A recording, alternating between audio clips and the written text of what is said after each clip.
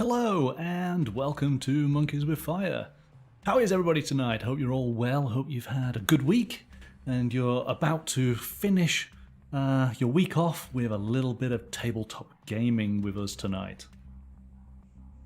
Let's say hello to those in the chat. So hello Sarah and hello Roger.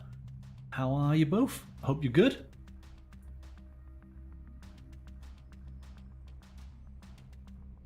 Hello, Amberden. Are we talking about food? Oh my goodness. Rump, steak and chips. He eats like a king, sir.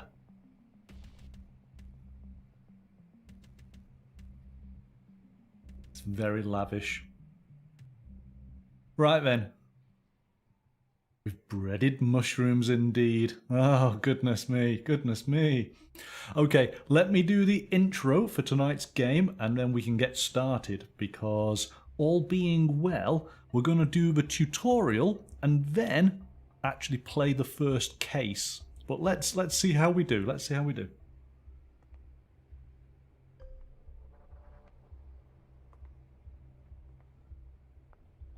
Okay, let's try and do this in one go. Here we go then. Hello and welcome to Monkeys with Fire. You join me tonight for another Tabletop Gaming Live, and this evening we'll be playing the 1 to 4 player board game Chronicles of Crime from Lucky Duck Games. If you're brand new to the channel, click the heart to follow the live Twitch stream weeknights Monday, Wednesday and Friday from 7 PM. Also, be sure to subscribe and tap the bell icon to receive notifications from YouTube for the latest videos and updates. And now, on with the show. Look at that, so professional.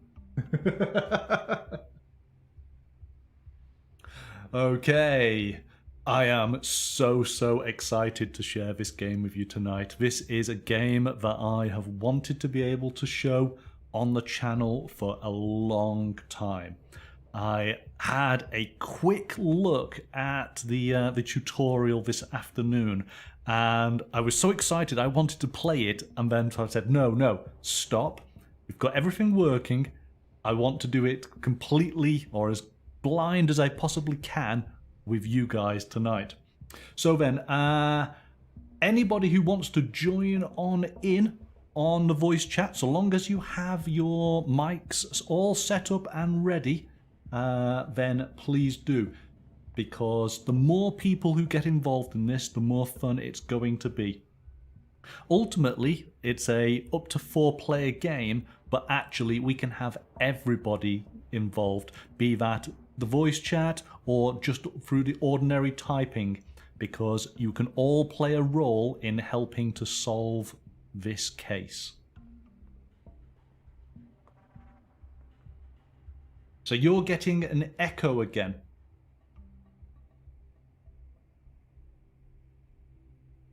Says Amberden.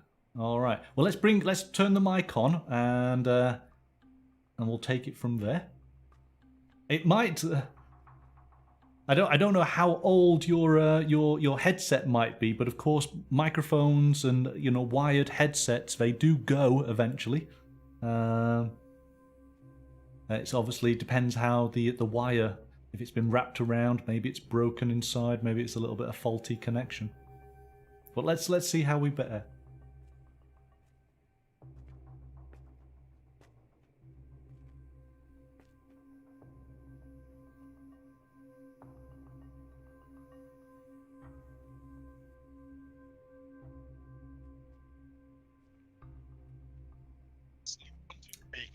Hello. Okay, we can just about hear you, Amberden.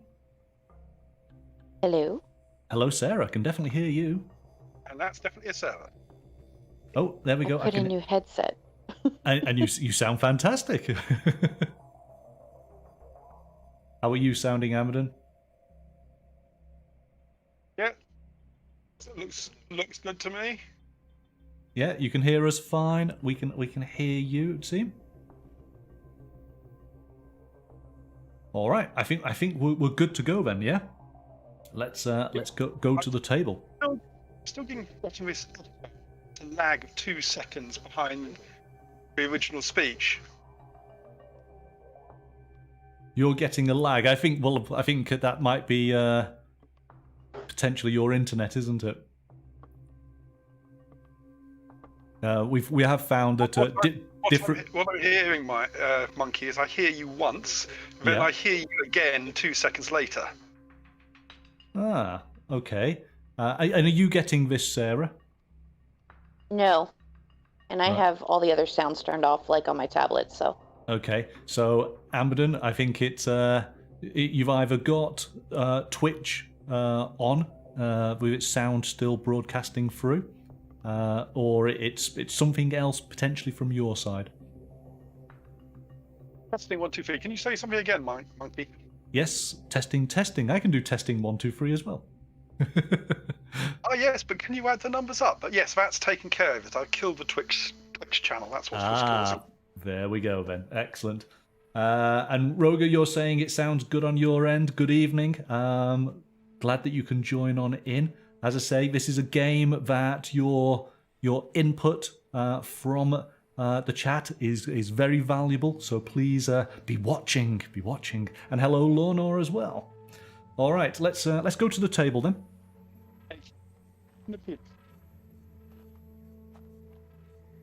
All right, so here we go. So, let me move the box lid out the way.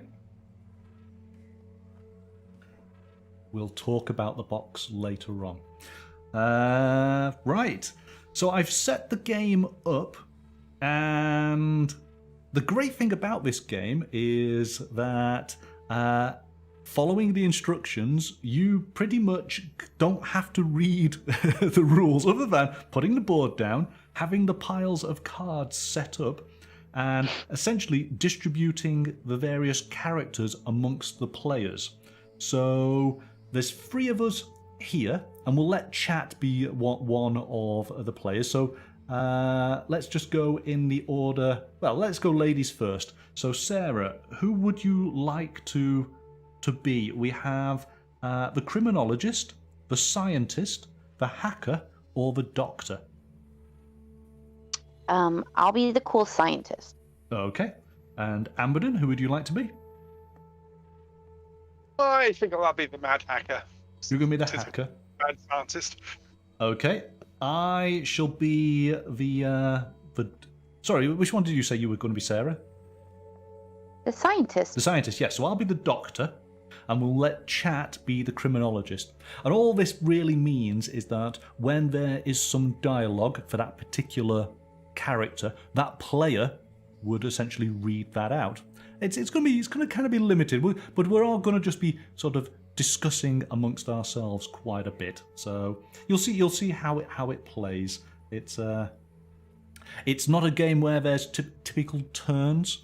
It's a little bit more freeform, lots of discussion, lots of trying to sort of work things out a little bit.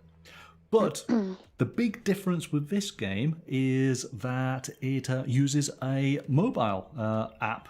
So I have my phone all set up here, and of course you could have maybe an iPad, a tablet to link it through, because you may have noticed.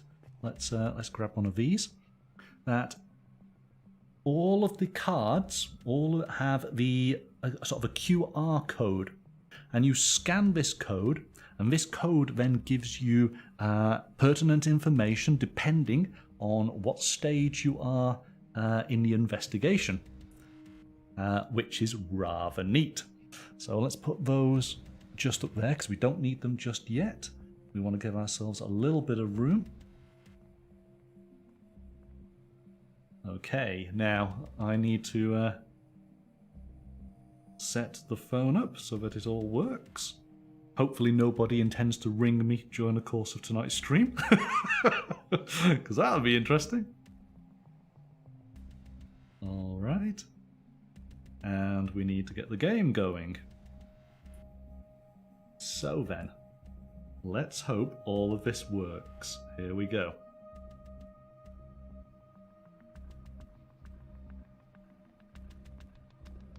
Can you see my phone? Yes. All right, excellent. Steam phone. It's working. So we are going to try, as I say, the tutorial, just so we understand how the game plays. So let's click on one of these, and we go to tutorial, and we're going to press play.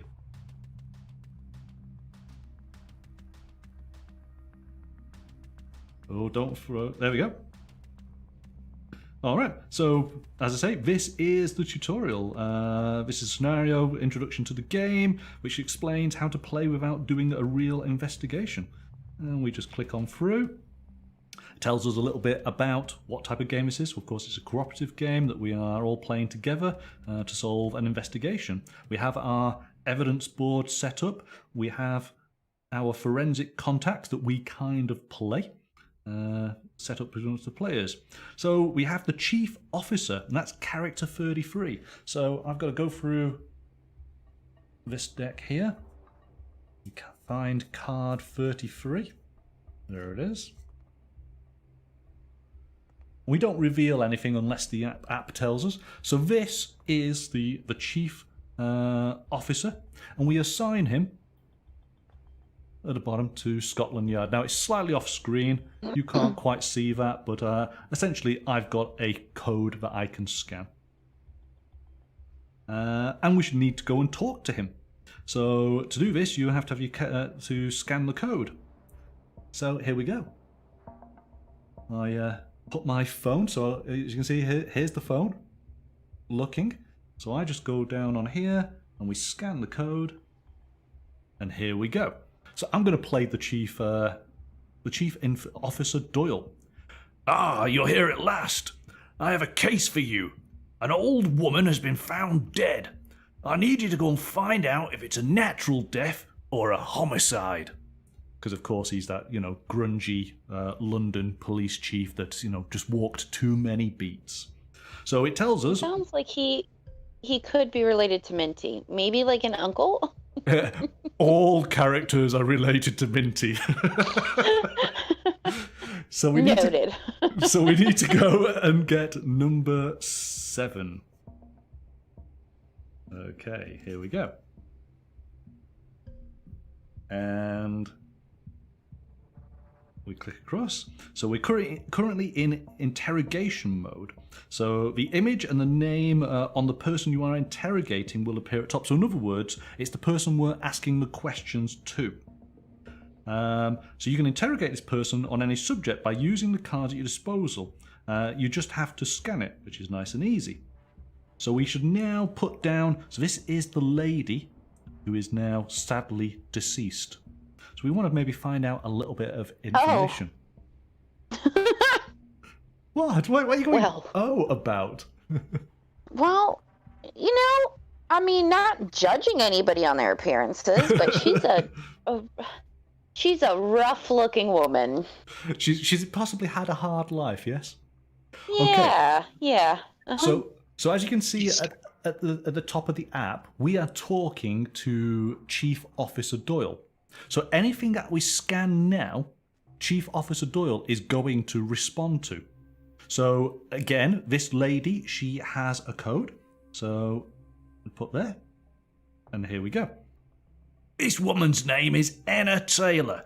She's been found dead in her home in Notting Hill district.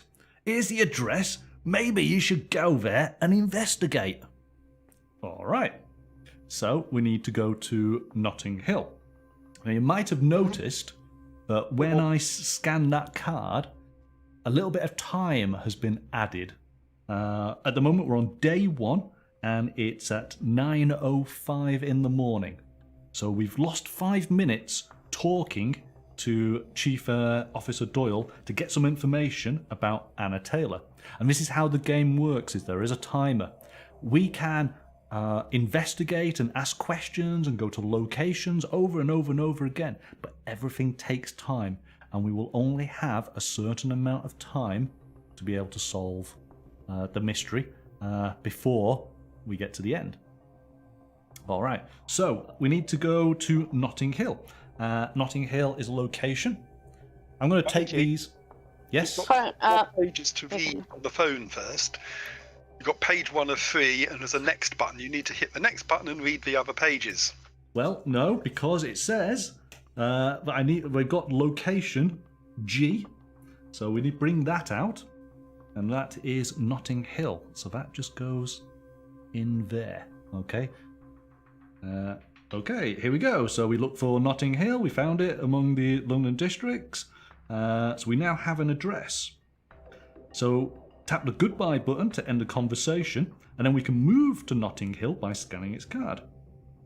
So we say goodbye to the police chief. That now stops us talking to him. And now we scan Notting Hill.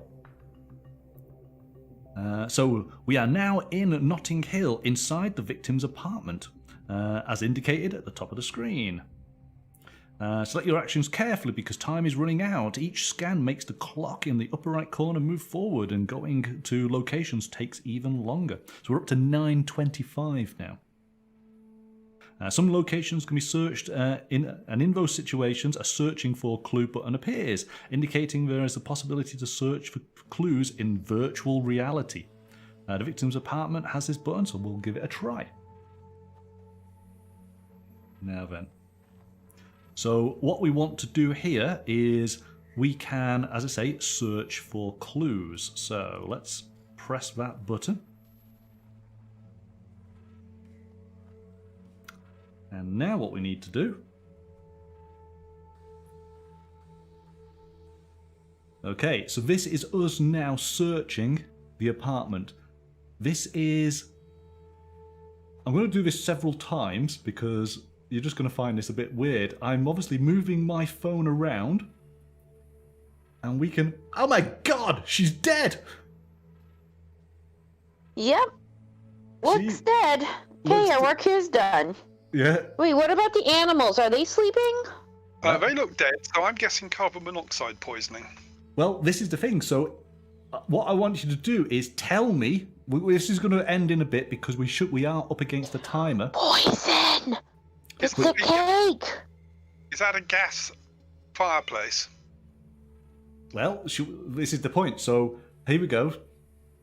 It's to get the fireplace. So Yeah, I'd say it's gas or poison in the cake.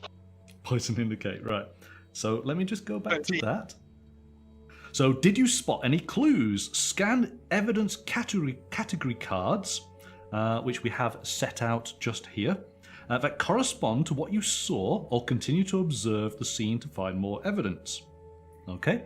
So then, it's probably worth me going through these cards, because when you understand what we can possibly ask, then we want to put these cards to one side, and then we will scan them in relation to, obviously, the room. So we'll have a look back at the room in a second.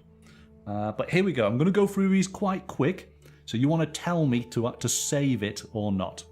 So, food. Yes. Yeah, so food we want to save. Papers. Because that's like what we want to look at, right? These, whatever, yeah, you tell me what you want to look at. And chat, Yeah. you tell me as well what you want to look at. So I want to look at the food. You want to look at food, okay. Papers. And think of these as general categories, okay? On that, parcel and footprints. Footprints, vehicles, blood and organs, liquids.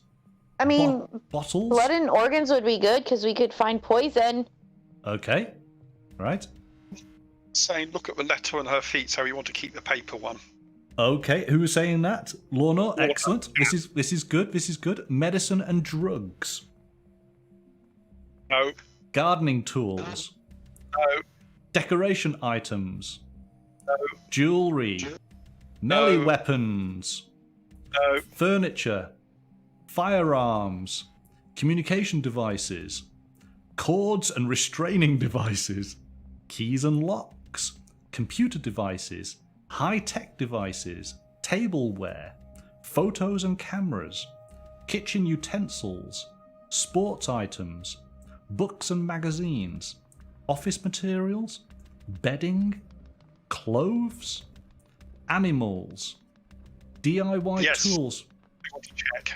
We're checking on Animals. Yeah. Okay, jump on in here. And maybe clothes? Okay, remember, everything you check takes time. DIY Okay, tools. maybe not clothes? Well, we'll refine it in a bit. Bags and fashion. Games and toys. No. Plants. No. Toiletries and hygiene. No. Flammable Where's objects. the fireplace? Trash. Object. Boxes and packages. Signs and symbols. So those are all the broad categories that you want to can search within this investigation. What would the fire pit be under? Guess either flammable objects or furniture. So I would guess flammable objects. You want to go with flammable? That's not firearms. Let's. So what I'm going to end up doing is I'm going to put this to one side. Flammable objects. Because her and apparently all the animals are dead. Kind of upsetting, but. Well, yes. Okay, so we've got quite a few things here. So what we can do now, do you want me to go back into the room and for you to have another look? Now that you kind of understand the link between what you're seeing in the room and what you might want to investigate. Do you want me to do that again? I'm good with. Is this our. I'm good with what we've seen so far at the moment. Unless you want to have another look round. I mean, I'm okay. Are we allowed to look around later, or is this like a one and done type of deal? You can look as many times as you like, but as Lorna's pointing out, it takes 5 minutes of your game time to look around. Granted, this is the tutorial, so I think it might be a little bit more forgiving on you. Yeah, I see that we're good to go right now. Okay, so then, you've got all of these subjects. You've got flammable objects, clothes, animals, papers, blood and organs, and food. Which do you want to investigate first? Food. Food. All right. Then. I vote food. But ladies first. What saying? Ladies first when we got Sarah in chat. Why is that not working? Because Monkey's running it. No.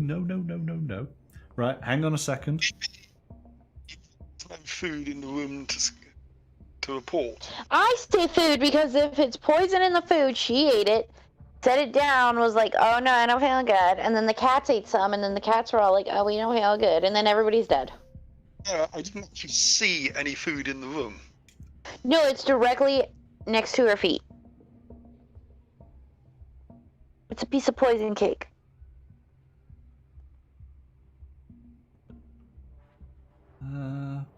Why is that not working?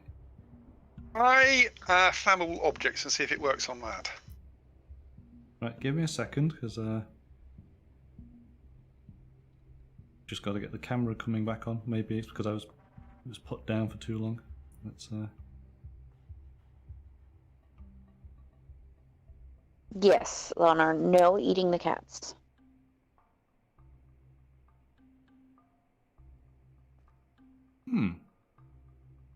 Typical, isn't it? Right? I'm getting new technology and it's now not working. Why? Why? Don't do this to me. It's because we already solved it, and it was like, they're too good for us. Is that what it is? Yes. Yeah, for some reason. Yeah, the camera has failed. Why does it say the camera has failed? I'm gonna have to restart my phone. That's really annoying. Maybe I shouldn't put the phone down on the table while it's while it's on. So bear with me a second. Typical. Okay, so we've got food, we got blood. Do you want to work out some sort of order? Because as I say, every time you scan something, that's going to take up time. You asked for blood, Sarah. Yeah, I mean, well, I thought that we were going to be, like, able to, like, examine her organs, like, inside, like, an autopsy, but I'm not thinking that that's a thing, so I'm thinking that, like, animals, it would be an important thing to do, since they're all dead, too. I'm thinking blood is like bloody footprints rather than actually taking blood samples. Well, no, you're right. It's autopsy, isn't it? And of course, you've got the doctor who can do autopsies. So his specialization because then we would be able to maybe find out if it was That carbon. makes sense. If it's carbon dioxide, the doctor would find out, and that would show up in the blood. So if that would logically make sense. I'm assuming that's what it covers. Well, this is it. Yeah. You can ask the questions and you can find out. The doctor does autopsies and medical issues. The hacker is obviously hacking and intelligence. The scientist is physical evidence. And the criminologist is human psychology and crime history. So those are the areas of expertise. Yeah, I say that, and then maybe after that, do the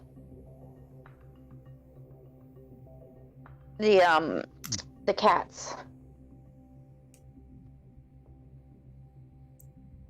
Nice windmill, Don Quixote.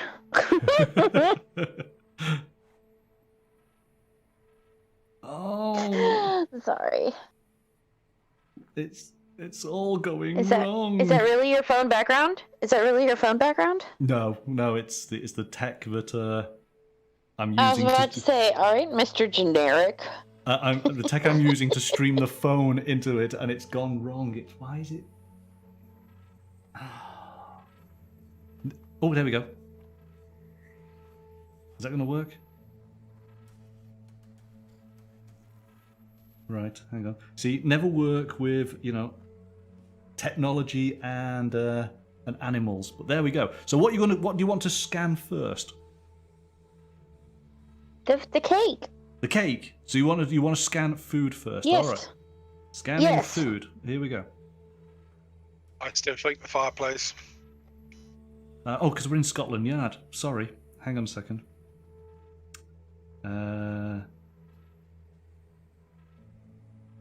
Right. I need to... We've kind of gone back a bit. So say goodbye. There we go. We need to go to Notting Hill. Done that. Let's not worry too much about... Right, so here we go.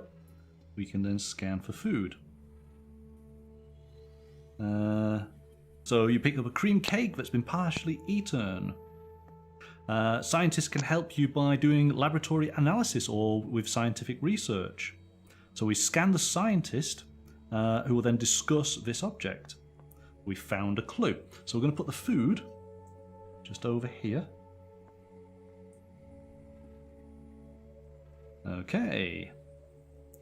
So, did we spot more clues? Well, I think we've got other things to check, haven't we? All right. So, what we do here is we can keep on scanning. So, which other items do you want me to scan now? I mean, so we wanted to do food first. Yeah. So, what's next? Animals. Dude. Animals. Okay. Yeah. And also don't forget the autopsy. Okay, so the victim's cats are dead. The doctor can help us by doing the autopsy. And so we just need to scan here to call him up. All right, so we have dead animals. We've got a dead cat. All right, what's next? Lorna reckons we should do the papers next. Papers, all right. Let's do the papers. A letter with the following text. Give up on the tournament. You are not as strong as you were before. For the good of the club, leave your spot to someone younger. That's relevant to me. Ooh, okay. So we have found a clue. So we'll just add all these clues to our evidence board. And So what did we find out about the cake? Flammable objects. We got the clues. We have to actually investigate them. The scientist will investigate the cake. The doctor will investigate the cat. Oh. So here we But go. we haven't actually done that yet. So flammable objects. Unfortunately, there's nothing of real interest for this investigation in this category. Investigate the fireplace. Great. Okay, so fireplace, no interest. Are we continuing with clothes or blood and organs? I say Autopsy. Blood and organs. You want to do the blood and organs? Just do that, okay. And again, nothing with blood and organs. Oh, yeah, I was right. It does mean it's if you see blood all over the floor, bloody footprints or something. Okay, it doesn't necessarily mean. It does not mean autopsy. Okay. Cloves? I mean, meh. I'm not convinced. I guess we have to. Tell us anything. Lornor's saying, What? fish out the gaming stuff evidence card. Do you guys concur? What do you mean by game? Oh, because there's the like- tournament, whatever the tournament could have been talking about. Yeah, I think maybe we should have another look around the room first. You want to have a look through the room? All right.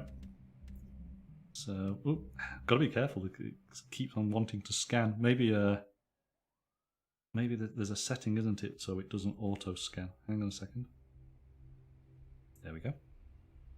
Right, so you want to go and have a look around. Okay, so here we go. Let's go to there. Do this. All right, start looking, everybody. And tell me where you want me to zoom on in. The cake. Question 1. Do those windows look closed? You tell me. Yeah, definitely the game stuff. Maybe we should investigate to learn more about the game stuff, I guess, because if she's in a card tournament. Yeah, both those windows look... Exactly. Yeah, it looks to me like she's in a card tournament, probably bridge. Can we look at her? What's that? Right there. No, back to the right. Back to the right. There was a big cake on the shelf, is what I think she was looking at. No. Oh, it's just feathers like in a vase. Never mind. All right, so do you want to scan the games and toys, yeah? Yeah. Good evening, Snowyak. All right, so we got that there. Touch and hold to scan. He's also saying what's under the table. So what we got? We got to find a classic deck of 52 playing cards, apparently a usual pastime for the victim. The criminologist can help with this. All right. So we kind of got everybody doing something here.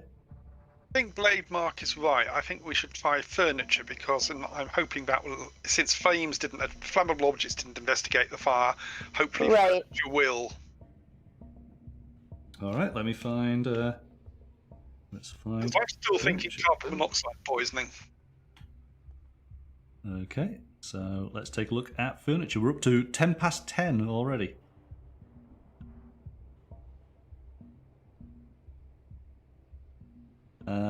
Well, tried, but the furniture here is old and uninteresting. So, no Okay. joy on the furniture, but thank you for the suggestion. That's good. We want to keep on getting... It's still annoying because I want to investigate the fireplace, but it doesn't seem to be a card that allows us to do that. Well, So what did we learn about the food? Right, well, that's I it. think You I think haven't... at this point, Yes, you haven't talked to anybody yet. Doctor. Okay, Well- so what we do now is Get back to the food then. we scan the doctor. So is it going to be the doctor? Do you want to do the doctor or the scientist first? I think the doctor first, since he can examine the body and the cats. Right. So you're calling the morgue. Who should I autopsy? So who? Well, clearly the neighbor. Like what? What do you mean? Autopsy the lady. The lady. Okay.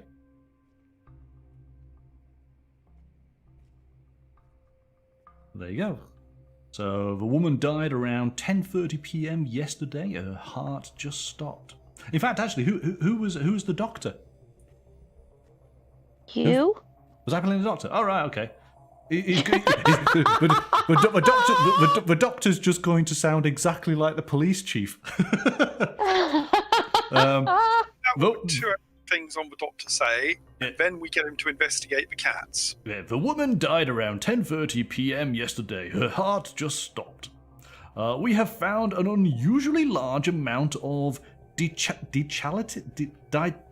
oh God. Digitalis, a well-known poison. Digitalis. So you're probably right about the cake.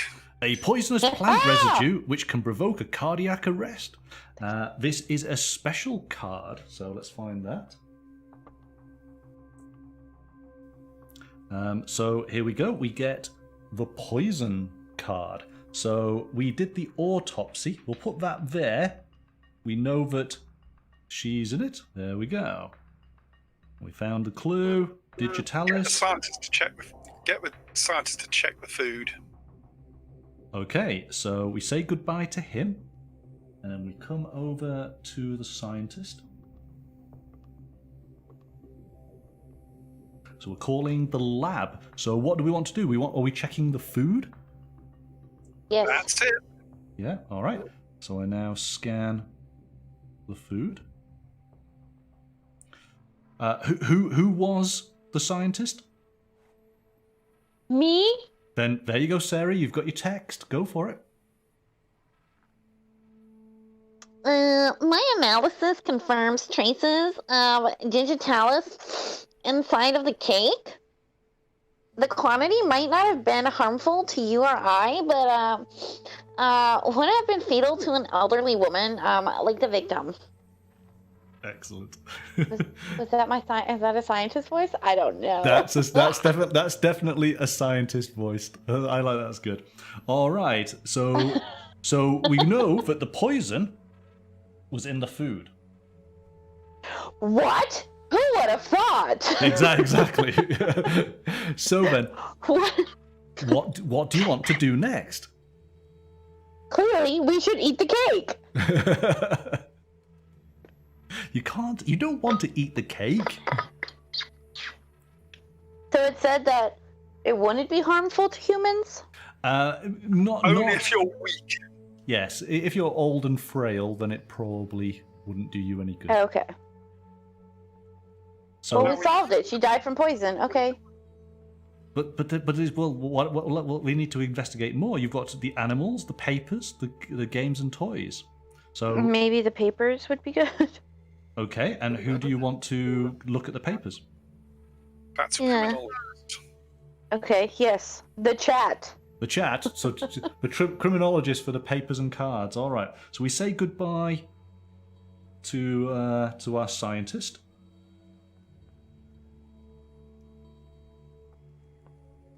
And so we are now with the criminologist. And what we're doing, the papers first?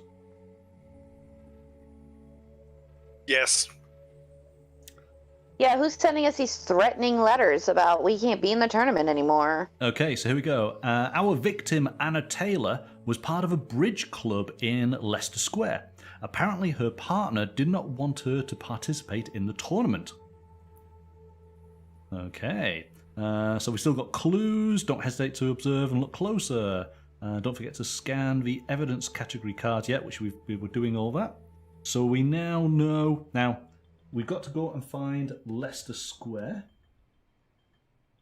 Do we have to, or can we examine the game stuff? We can continue to do stuff, but Leicester Square now is a location. Oh, okay. that We've kind of opened up. Think of it a little bit like a video game. So we can now travel to Leicester Square if we want to do so. All right. But Okay. So we've looked at the papers. Do we want to look at the games and toys? Yes. Time, we're up to 10:30. Who's going to look at games and toys? Still the criminologist. Same guy. Okay. I would think so. All right. So this particular deck is used to play bridge. It's a game played by teams of two, where one partner can become what is called the dummy. In some countries, the dummy is called the dead. Anna Taylor was part of a bridge club in Leicester Square, which we already kind of got that information from him looking at the papers. Mm-hmm. Right? So potentially we've wasted So a little potentially bit we of go time. to here. Leicester Square and find her partner. All right. Leicester Square seems to be the place to go. Yes. All right. So we say goodbye to him. So I right. guess that her partner was like, I'll just make her stomach upset so she will be able to come to the tournament and I can have a better partner. Then right. she was like, whoops, you're old. I killed you. Oopsie. So we're going to Leicester Square, yes? Yeah. I mean, Roger, unless you missed that, finding out that they were poisoned by the cake. As we all did not imagine could be possible. We didn't see that one coming. Nope. Okay, so now we have woman number 4. I'm running out of room, aren't I? Let's put woman. Oh, there she is. Oh no, not woman number 4. Woman number 4. What we got here? Scanned a character once at the location to do interrogation mode, and then scan the character. Okay, so we're at the Bridge Club. We should be able to. So this is Jenny May. I'm new to the club, but if I can help you, please let me know.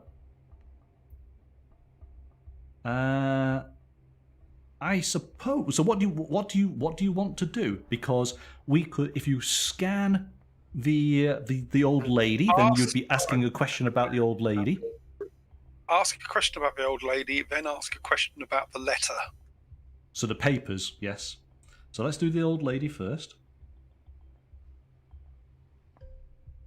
Anna was the president of the Bridge Club, and we owe a lot to her. She was teammate of one of our best players, Rose, who's number 9, and Rose is here at the club today.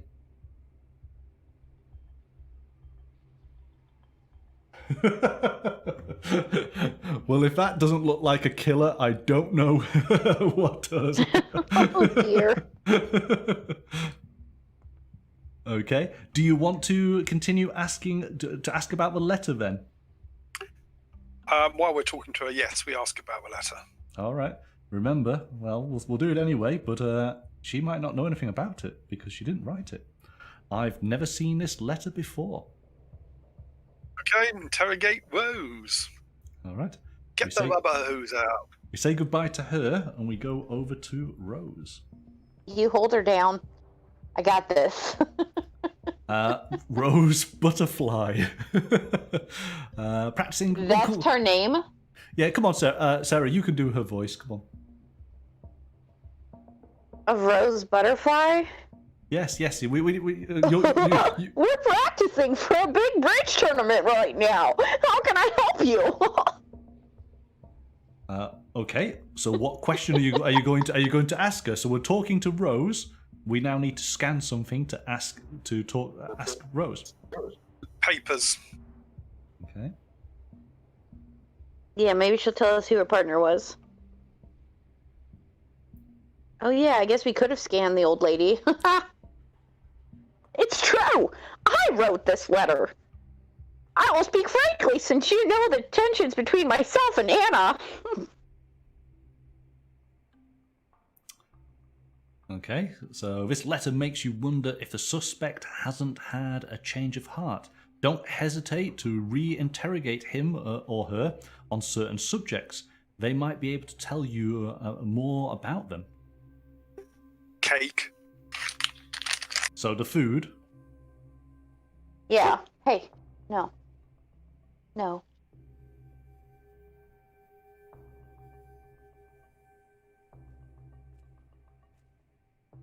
It's still you, Sarah. Oh. I love to make cream cake. Sugar is still legal, isn't it?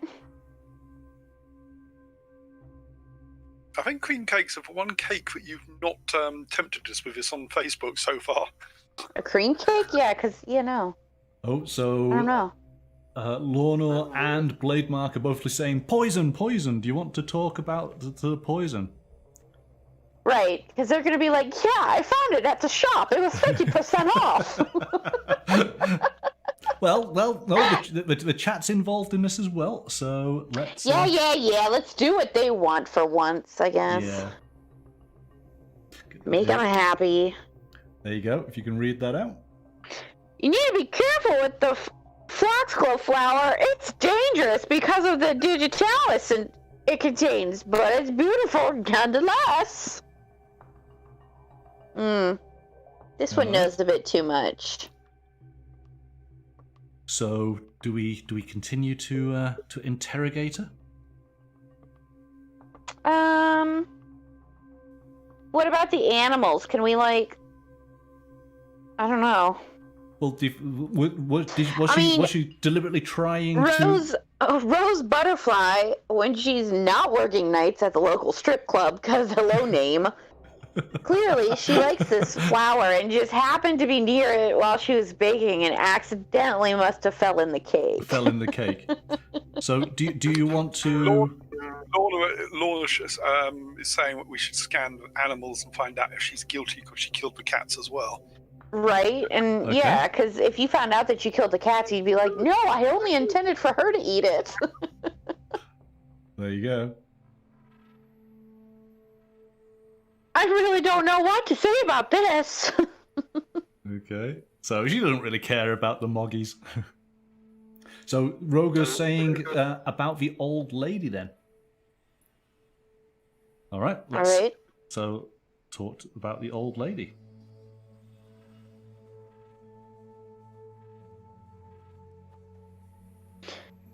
Yes, I admit that Anna was a difficult person, and to be honest, she was a bad bridge player. It's her money that made her president of the club. Okay, good start.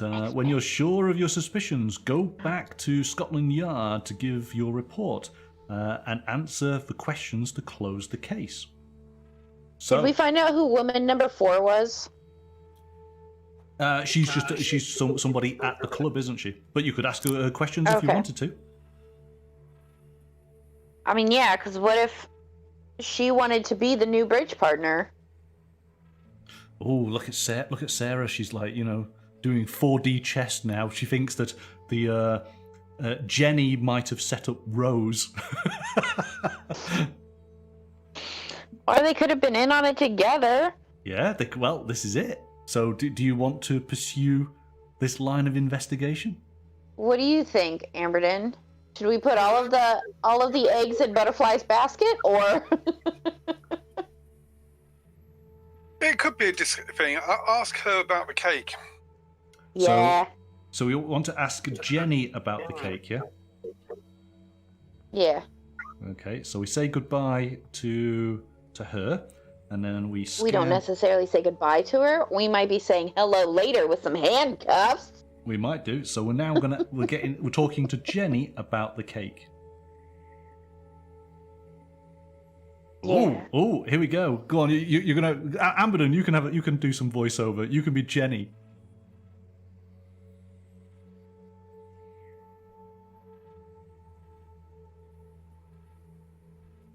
Are you still there, Amberden? Yeah, I said I heard Rose on the phone with a delivery man. She was trying to get a cake delivered to Anna.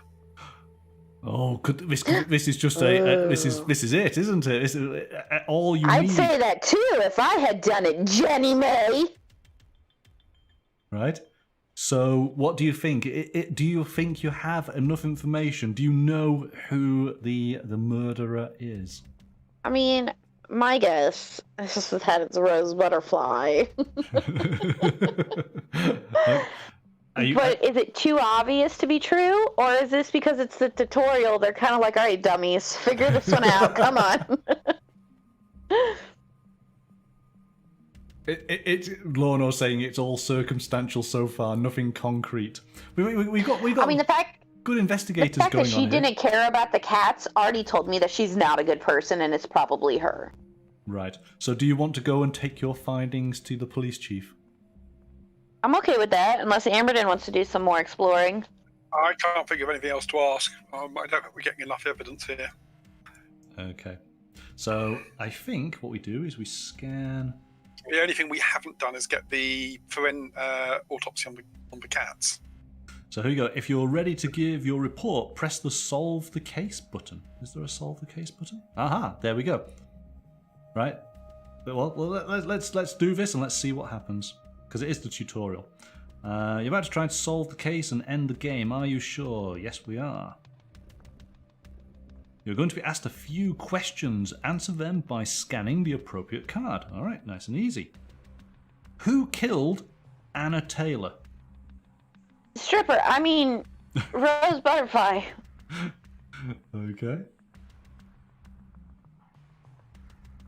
Why was she killed? Bad bridge player. So games and toys. Games and toys, yeah. Actually, no, probably the letter. Yeah, the letter. The letter? All right. What was the murder weapon? Scan The food! Scan the poison. The poison. Oh. I mean, yeah, that's what killed her, but the weapon that administered the death blow was the cake. So here we go. Well done. You just completed this tutorial successfully. The answer you give at the end can send you back to the investigation or provoke a different ending. Okay. Press the So solution does that mean we button. were right? Well, here we Yes, go. we were right. Press the solution button to learn everything about this case. All right, let's find out. Okay. Here we go. So the case closed. It took 2 hours and 55 minutes in game time, so that was okay. Who killed Anna Taylor? We were correct. It was Rose Butterfly. Why was she killed? We were incorrect with the papers. And what was the murder weapon? We were correct with the poison. But we did get So we 100, probably 105 would have out of had to 100. click. We would have had to click like games then, maybe. Well, let's find out. So we click on the solution. So here we go. So Anna Taylor was the president of the bridge club, but also a terrible player. Her partner, Rose Butterfly, is a true competitor. To stop Anna from participating in the tournament and therefore to get a new partner, Rose offered Anna a cake with a trace of the digitalis, hoping to make her temporarily sick. Only temporarily. My God, I said all of this. But Anna wasn't young anymore, and her body couldn't support the quantity of the digitalis found in the cake, nor could her cats. Rose, on the other hand, will be able to start her own bridge club in prison. Can I use this as like a resume thing to like become a real detective and be like, look how simple I solved this? Like, I said that she was just trying to make her sick so she couldn't go to the tournament. I said all of this. You said it all. I agree with Lorna. It was not concrete proof. It was not, we had to guess. There was no definite proof. What do you mean? You detected poison in the cake, right? The cake was ordered and sent by Rose. What more do you need to know? The thing with that, though, is that somebody happened to say that the cake was ordered by Rose, when that could have been that lady who actually did it, was just putting the blame on somebody else. But what I'm thinking is that whatever the game says is kind of like a here's a fact. Yes. Maybe that's what it is. Maybe it's one of those things that you ask people questions, they cannot lie to you.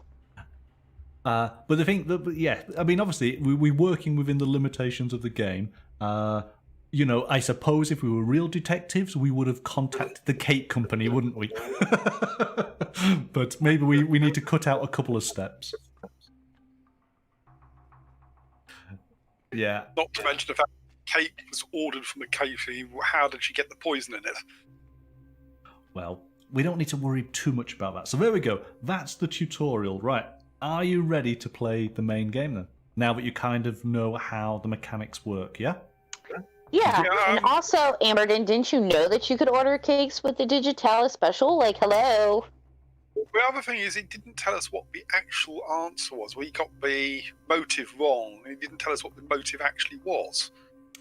So what do we need to scan to get the right answer there? I think it probably would have been the games and toys because you scanned the letter as opposed to, it was all about the bridge tournament, wasn't it? So it should have been bridge that you would have scanned.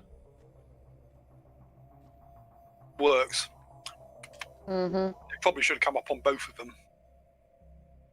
Right, but regardless, you were successful. You got 105 points out of the 100. Let's do the next scenario. Okay. Let's hope this one's got a butler. Next crime, please. Bring it on. All right. It's also very obvious that whoever put this together was American, not English. Okay. I believe that this is a Polish team. So No, definitely not English. yeah. So you're definitely you're out on that one. Right, things like the chief of police instead of commissioner, Notting Hill district instead of Notting Hill gate, etc. Okay. All right. Right then. So I think we need to take these in, don't we? Dawn is apparently going to go and murder someone for us. Oh, excellent. And do you think we can solve that one? Well, if he's going to do it, I mean, can we request that he goes and knocks off a certain resident at number 10? Oh, political. We got 4. We need to put the 7 in. There we go. Okay. We might have. He might not be the chief of police this time round. We have to put him back. Okay. Right, let's see then. So, click on that. So... oh gosh. We might as well start in order. So this is called The Power Behind.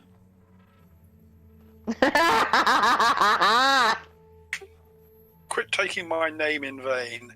Oh, hang on a sec.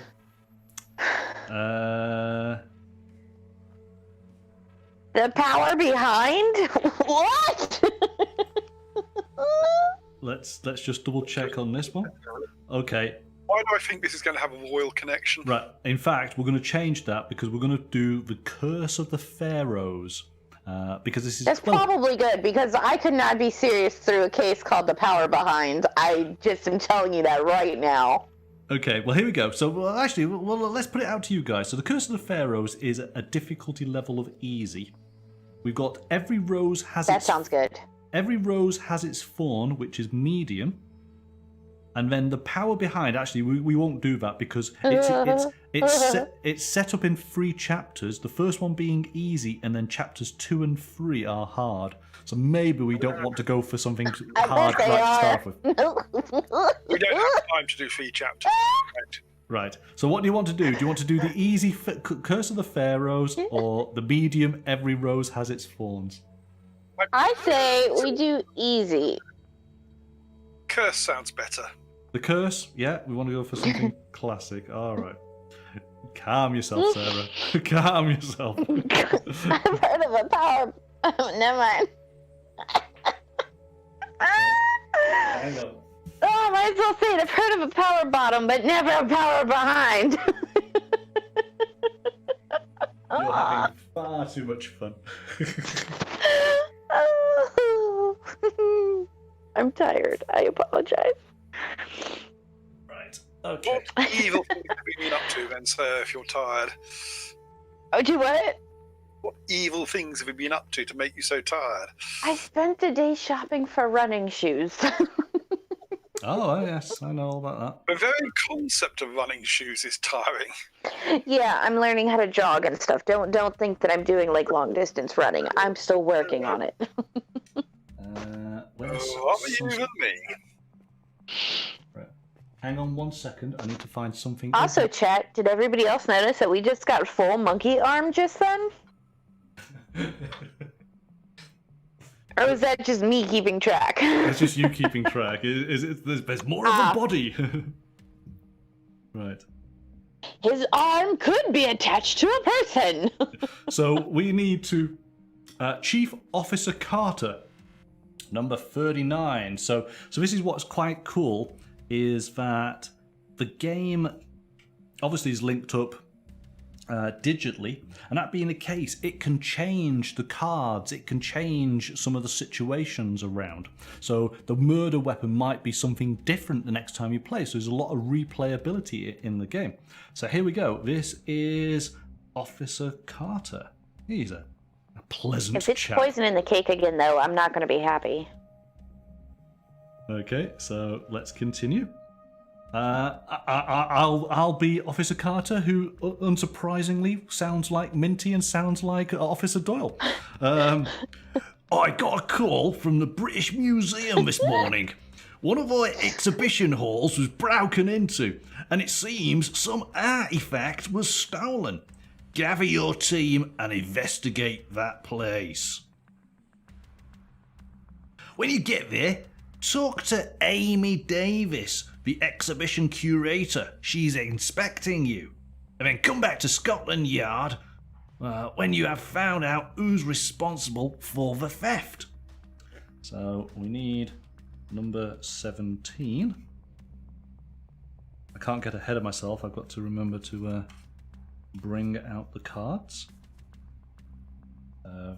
This is Amy Davis, and we need to find the British Museum.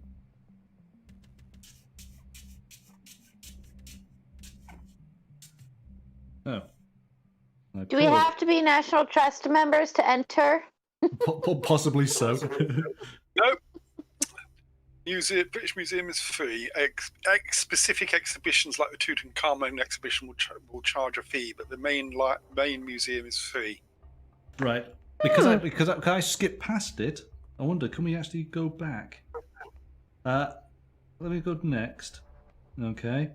And one more thing, some newspapers have claimed that the museum's new collection is cursed. It's pure nonsense, but maybe you could find some connection or arguments supporting this ancient myth. Right. Now, we have to debunk myths for them? Oh my god. Now, because these people are useless. Where's the history? There we go. History. Because I skipped past. This is really handy. Here we go. So it's card L.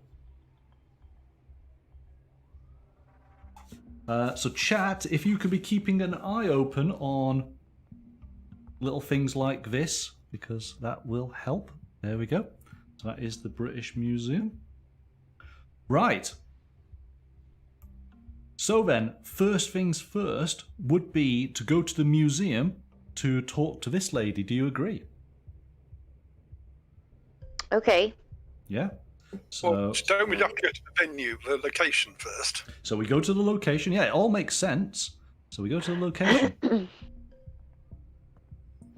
Because we have to see what was stolen, and we have to solve or debunk or whatever some myths. Ugh. Oh, because why not? Yes. So you arrive at the British Museum. A member of staff leads you to the burgled exhibition hall, where you meet Amy Davis. There she is, number 17, the curator. You can investigate the crime scene or start to interrogate her. Quick, get the waterboarding out. So up to you. What do you want to do? Crime scene first. Yes. Okay. Are you ready? I guess so. All right. Here we go. Tell me where you want to look.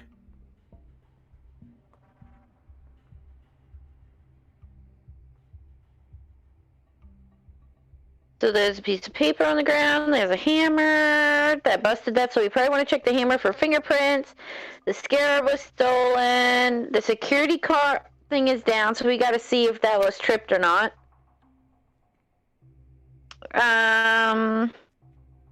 Is that a window there maybe? Is that no? Oh, there's some actual tech in the room this time.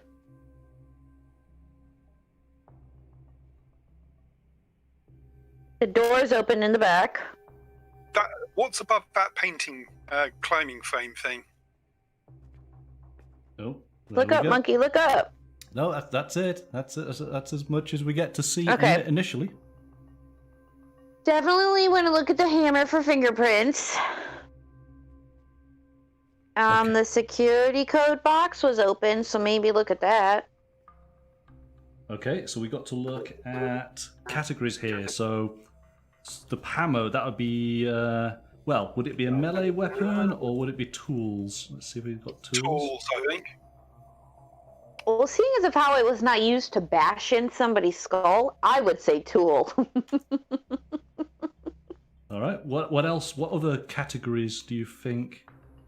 Like electronic Tech. devices or something? Or high-tech Yeah. devices? There you go. DIY tools. What else do you want to look at? High-tech tech. Because that would hopefully include the computer and the lock Alarm code. system. Computer devices. There we go. Oh, and then there you go. High-tech devices.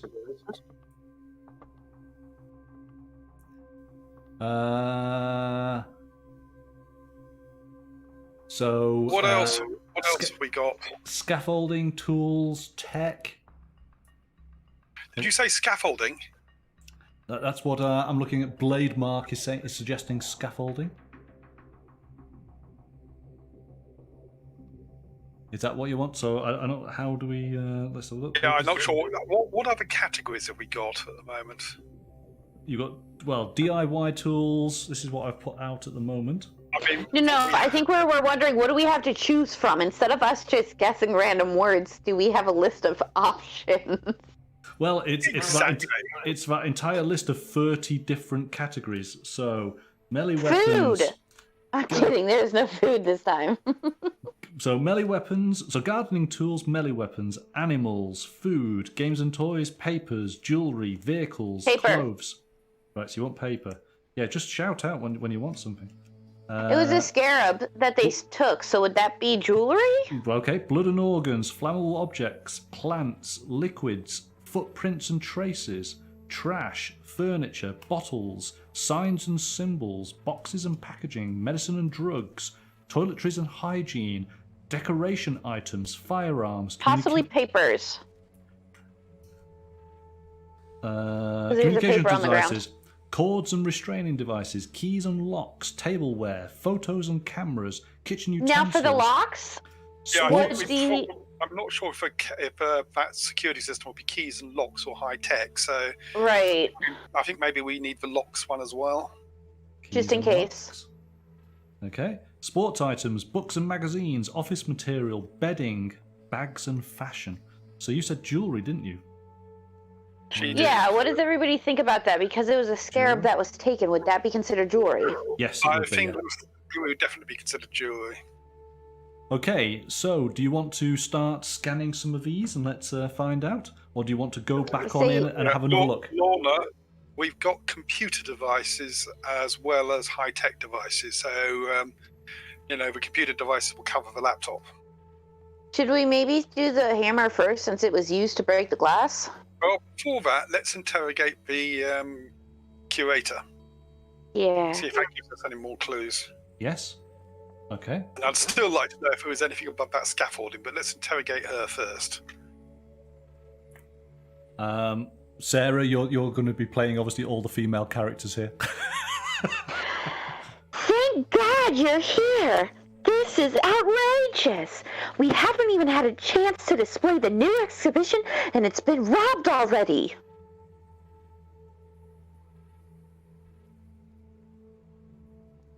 The only thing that was stolen was the jewel of Queen... Chris, Nitocris! An ancient Egyptian amulet depicting a sacred scarab!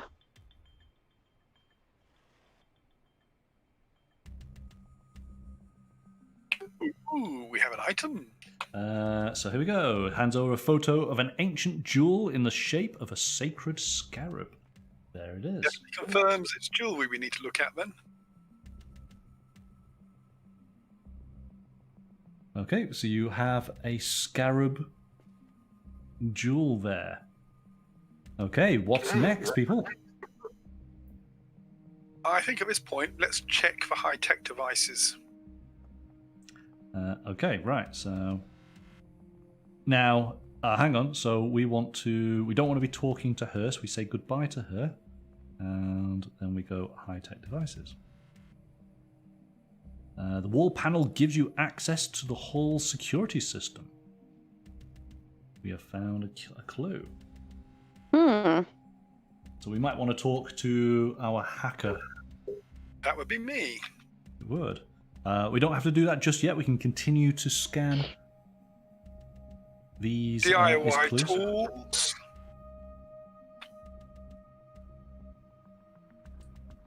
The hammer could have been used to smash the glass cabinet. We should analyze it for fingerprints or other traces. The criminologist. Okay. Back there. All right, next. Computer devices. Okay, remember all of this is adding time.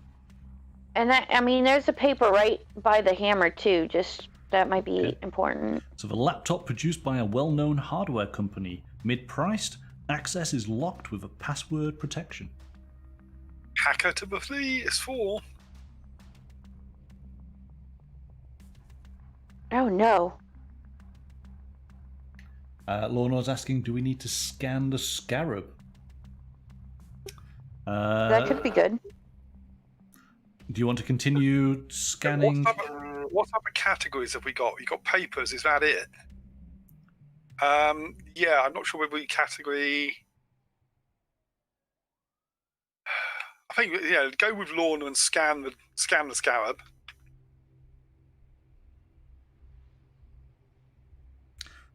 That's a photo of an ancient jewel. It supposedly belonged to an Egyptian queen in the time of the Pharaohs, and it is known as the Jewel of Queen Nitocris. It looks like a gold-plated scarab with lapis lazuli accents. It's used to be worn as a necklace. Blade Mark is asking if furniture would investigate the glass cabinet. So I think that is actually quite a good possibility. All right, let's. So furniture. All right. Scan the furniture.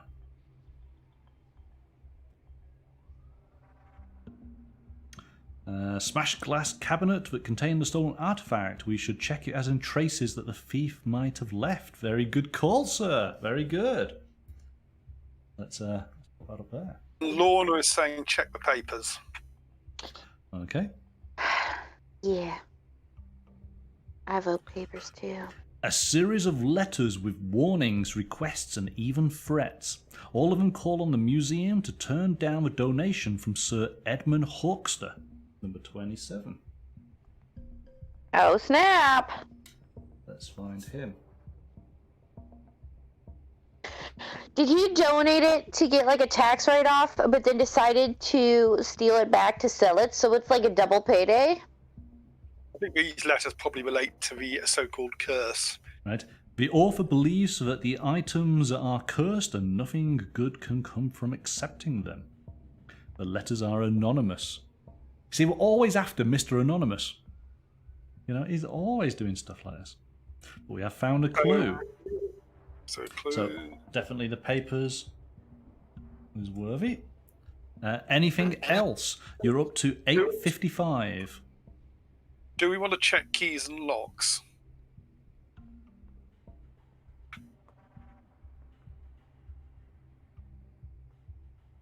I mean, that could be smart. Go for it. Okay, keys and locks. Nothing in this category, so we know that's no good for us. Okay, I think at this point we go to the criminologist and get the hammer and the glass case checked out. Mm-hmm. Okay, are you discounting the jewellery, or are you going to...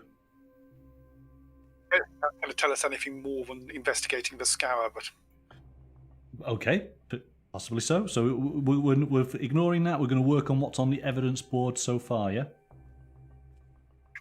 Sounds like a plan. All right. I'm following your lead. You guys are kind of, in charge here. So you want to talk to... So what we're doing, is it a criminologist looking at the DIY tools? Lorna thinks that the scientist would be the person to check for fingerprints, so I'm not sure which way we would go for. Scientist is physical evidence, yes. Okay, scientist then. All right. I Are you ready, Sarah? guess so. Oh, here we go. So we called the forensic lab. So we're going to check the hammer first, yeah? Yep.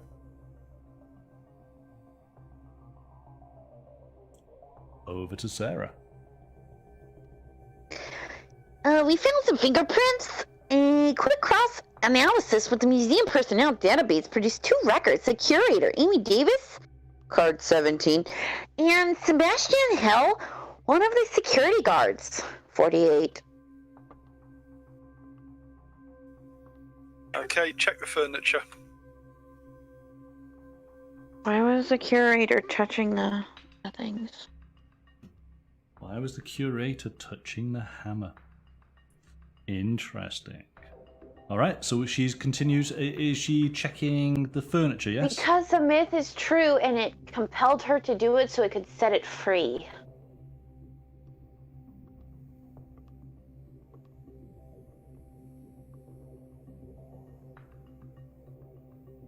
Which told us nothing apart from the fact it was smashed with a heavy tool, e.g. the hammer.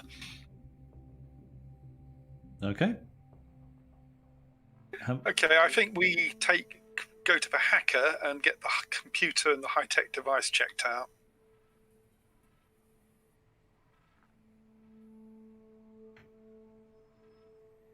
All right, so high-tech devices. This is you, isn't it, Lorna? No, sorry, it's me. Amberden, sorry, yep. There is no trace of hacking and the system works fine. It looks like somebody knew the code and disarmed the system within the required 20 seconds before the alarm would trigger. Oh, okay. It's an inside job. And we check the computer.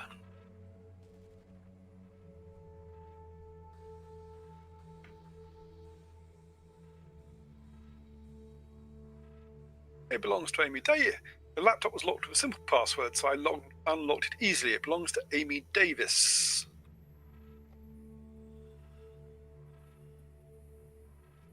It may not be very polite to go through someone's emails, but you might be interested in a few of the messages that have been sent to the official curator's inbox.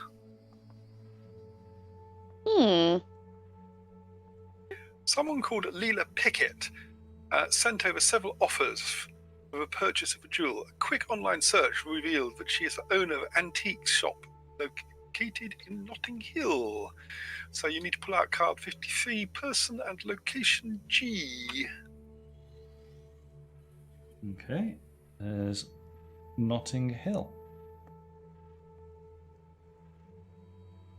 All right, and we've put her out. She's on our lineup. Okay, do we talk to Amy or the security guard about the hammer first? He should be Security down guard. here. Wait. Who's this homeless person? He just moved the cop down. Yes, the police chief should be in Scotland Yard, shouldn't he? He's not a person of interest for us. No, the one number 53. Who's that one again? Owner of an antique shop. Yes.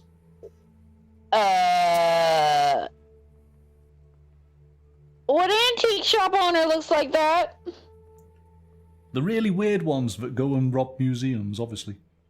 Right? That's what I'm saying. Kitten memes all the way.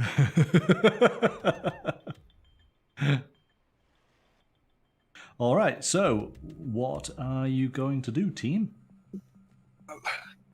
The lady wishes to interview the security guard. Yeah, Yes. I say we talk to him. Okay, well, he is at the museum. That's where we are, so that would make sense. Maybe he'll be as good as Rose Butterfly and just be like, yeah, I came in after hours and decided to hammer some stuff. So the security guard is not at a museum. No, but because remember, we found out that it was his fingerprints, but he's not physically at the museum for us to question. We just know he's a person of interest. All right, that's good. It makes sense. Well, while we're here, we'll interview the curator about the hammer again.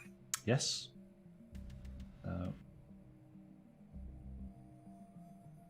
So ask her anything. So we talk to her and we ask her about the hammer.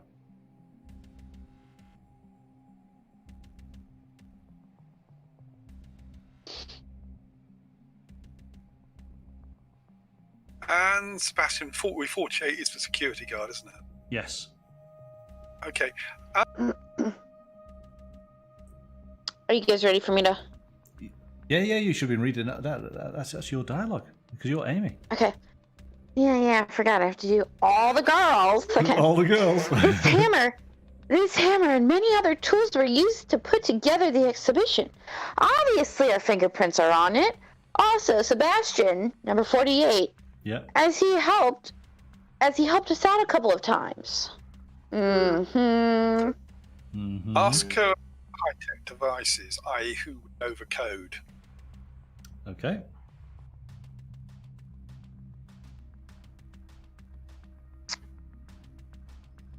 Well, clearly the security one would. Sebastian Hill has detailed knowledge of the Sorry. Sebastian Hill has detailed knowledge of the security system. You should talk to him about that. Dun dun dun. Okay. Here we go. Sarah, I think your pronunciation lessons for monkey are not helping. I know it. Well, come on, carry on. Am I the narrator? So Amy makes a short call, and a couple of minutes later, a tall, good-looking man in uniform appears in the exhibition hall. So there you go. See, he wasn't here. But now he is. So there he is, good-looking man, number 14. Right, because if you committed a crime, would you just chill there? No, you probably would leave. Right. So if you want to start asking Sebastian questions, then of course you can do so. Or do you have anything else to ask Amy? Hey, Sebastian, why'd your mom name you after a lobster?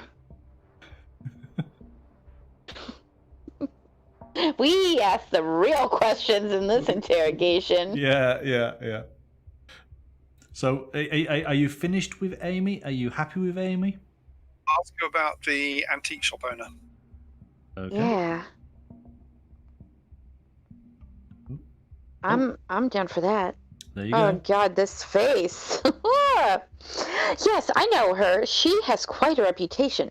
Here at the museum, we call her the relentless treasure huntress. Although she'd rather be called an antiquarian. What? An antiquar. She would rather be called an antiquarian. Whatever. All she really cares about is money and her customers. Well, that's nice that she cares about her customers. Yeah. There you go. Next stuff. Okay. She sent us offers to buy the jewel and some other objects, but as always, we refuse them. You can probably find her at the antique shop she owns in Notting Hill. G-card. So wait. We've already got the G card because we've already been told about her. Yes. Yeah, but she wanted us to buy that jewel to begin with, and wait. Okay, whatever. Yeah, okay. Papers, her emails contain several offers to buy the jewel. Yeah. It's time to toast the security guard's toes over a nice red hot fire. So you want Right? to ask him some questions then, yes? Yeah, maybe he's in cahoots with her.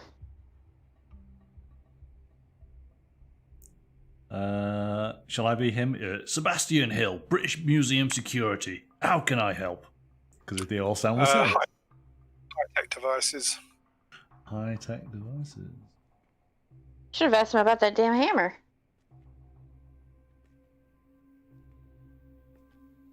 The alarm only goes off if the code isn't entered within 20 seconds after entering the zone. Only the museum staff know the code, and we change it every month. Ask him about the swamp lady on the left. The antique owner. Sorry, I can't help you. Maybe if you show me something you have found in the scene. Yeah, you'd like that, wouldn't you? Why don't we show you this evidence we found so you can get rid of it, huh? So, anything else you want to ask? The hammer, maybe? The hammer? All right.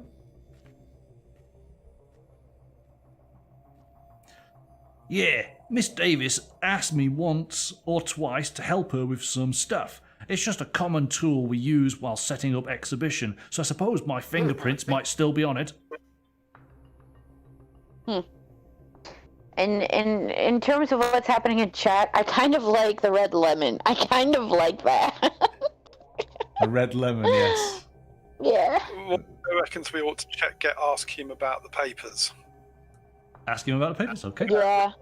I'm not sure you mean to ask him or ask Anna, but since we're talking to him, ask him about the papers. Yeah, all right. I mean, maybe we should just be talking to this pawn shop owner anyways. Miss Davis explained to me that they are from the crazy professor who can't stand our new collection. I don't think they should bother us. Okay. I think we need to go talk to shady person on the left. Yeah, but maybe we ought to talk to Anna first and get a name for the crazy professor. The other thing is, do we need to talk to number 27 first? I.e. the guy who owned the scab before it got nicked. True. Okay. I Decide. think maybe we need to find out who the crazy professor is, which means we need to talk to Anna again. Okay. And ask her Would about he the know about the professor? He told us there's a crazy professor, but didn't give us a name. There you go.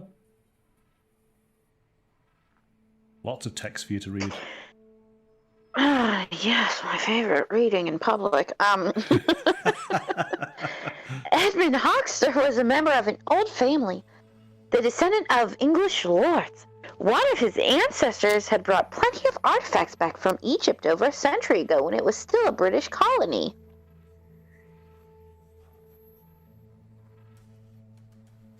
I never met him in person. We received his collection through legal proceedings after the execution of his last will.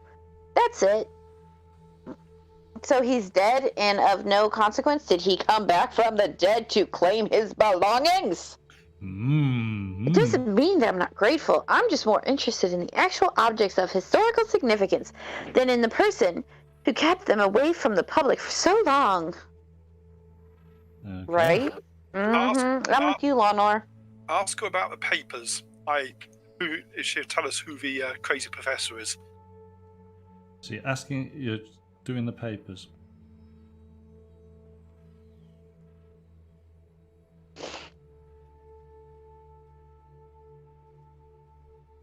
While I'm setting up an exhibition, I like to place a temporary desk in the hall. Although they are not signed, I'm certain these were written by Charles Cunningham. 52.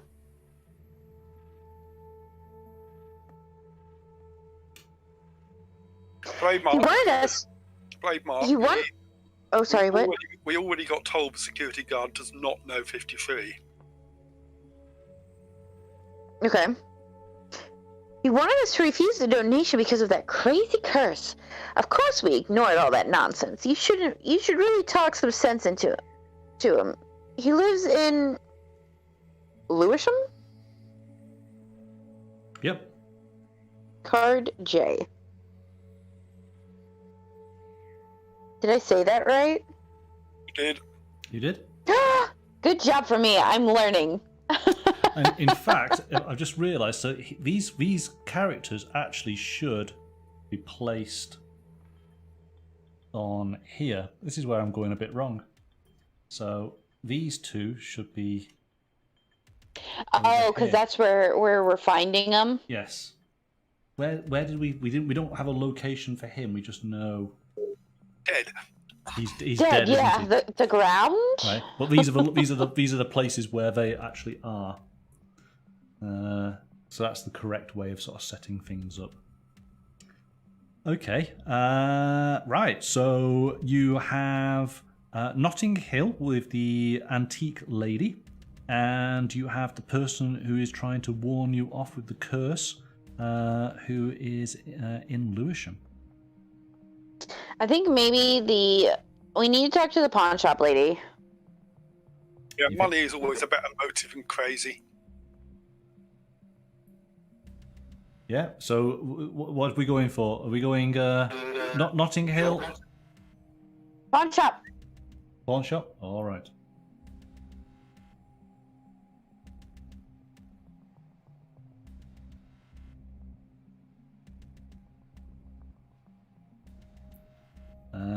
You enter a shop full of antiques from different periods. You see a smiling woman, 53, and a man who is looking busy, 49.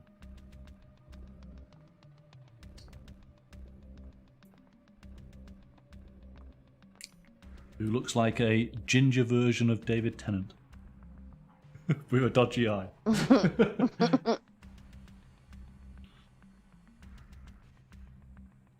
All right.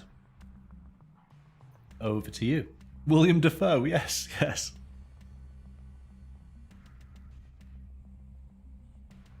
Talk to the lady. Okay.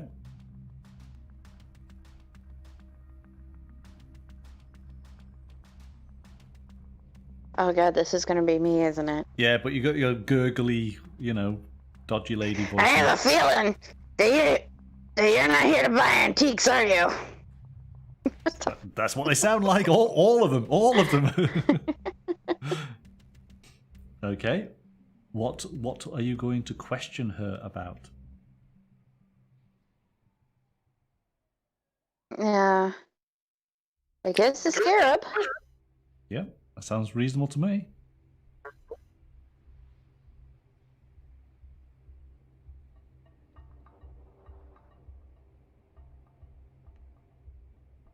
I always wondered how much it would be worth on the market, just out of curiosity. This is a good voice. I'm liking this one. Keep going. Hold on. Okay, that gets the giggles out. Okay. Okay. I've heard that this jewel remained hidden for so long because the curse would kill anyone who touches it. Not immediately, of course, but later, when you least expect it. I like her. I like Leela. Is it Leela? Lilia Pickett. What a lovely girl. Right. What next?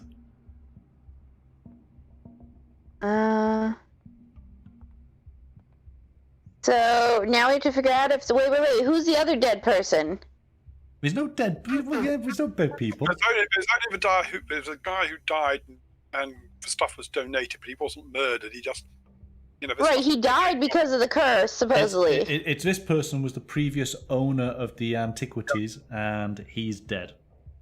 That's why he's on the board there, because he's just a person that's part of the investigation, but he's just not alive. He's not a location. The question is, we should either ask her about Anna Hill or about the emails on the computer device. Okay. Probably the emails.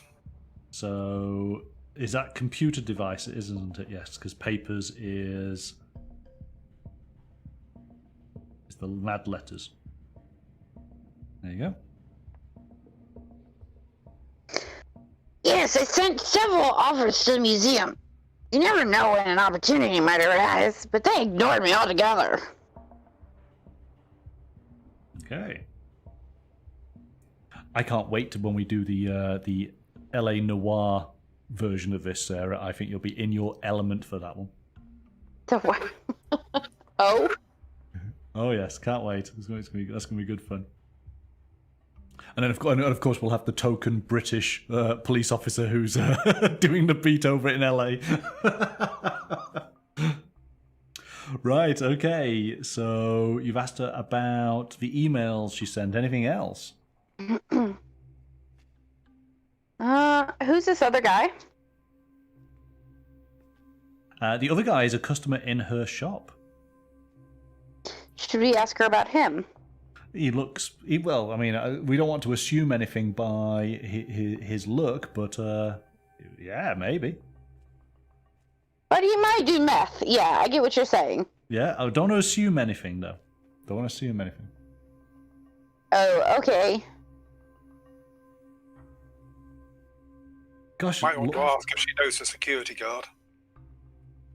All right, if that's what you want, so do the security guard. I mean, somebody who knows the code has got to be the person who's nicked it, and that gives us a choice for Anna or the security guard. Is that the security guard with the stupid look on his face? Yep, that's the one I never talked to. Maybe we should ask her about Anna, because so far those are the only two employees. Yeah, okay. So I say ask her about Anna.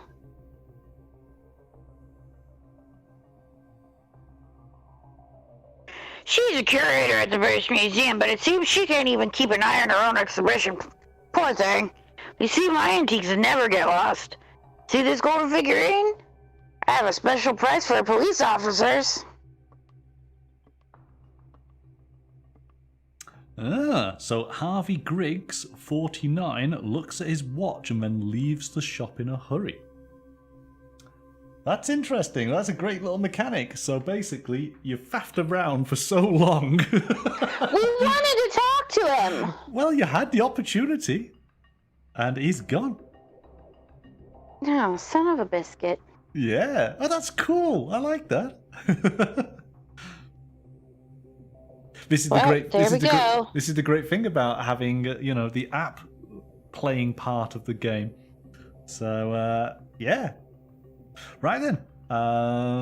Also, though, I feel like she should stop telling us about things because it's hurting my throat. This is where you need to have the whiskey to help you along. Go and talk to the mad professor.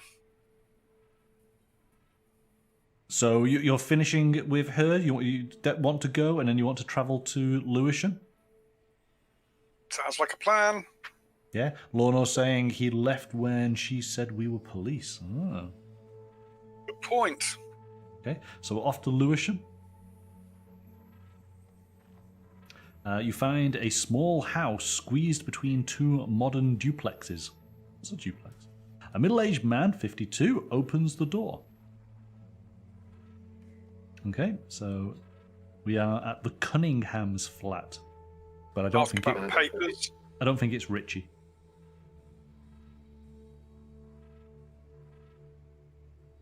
Yes, is there anything I can help you with?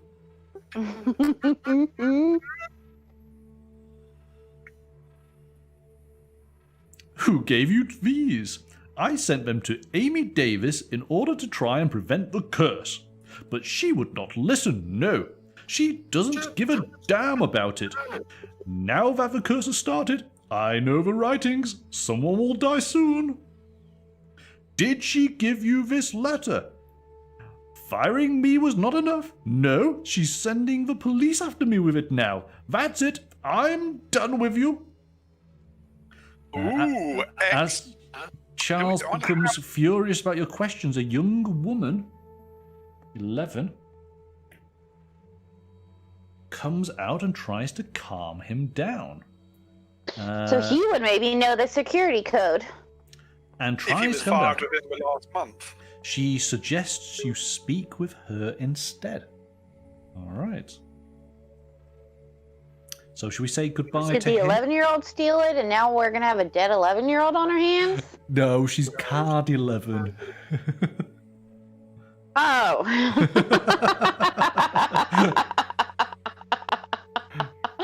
Oh, goodness me. Sorry, everyone. Let you look. See, that's how what she looks like. So, okay. So, No, she's not 11. No. Have we finished talking to Mr. Cunningham, and should we talk to this lady instead? Possibly. Yeah. All right. Let's scan her then. This is Elizabeth Cunningham. Oh, and it's his daughter. So over to you, Sarah. Oh, God. Okay. You can do a nice voice for her. She looks nice.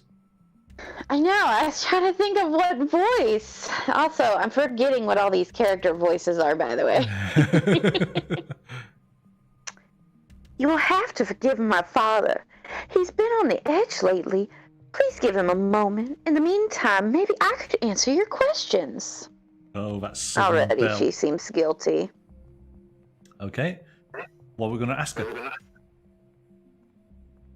The scarab.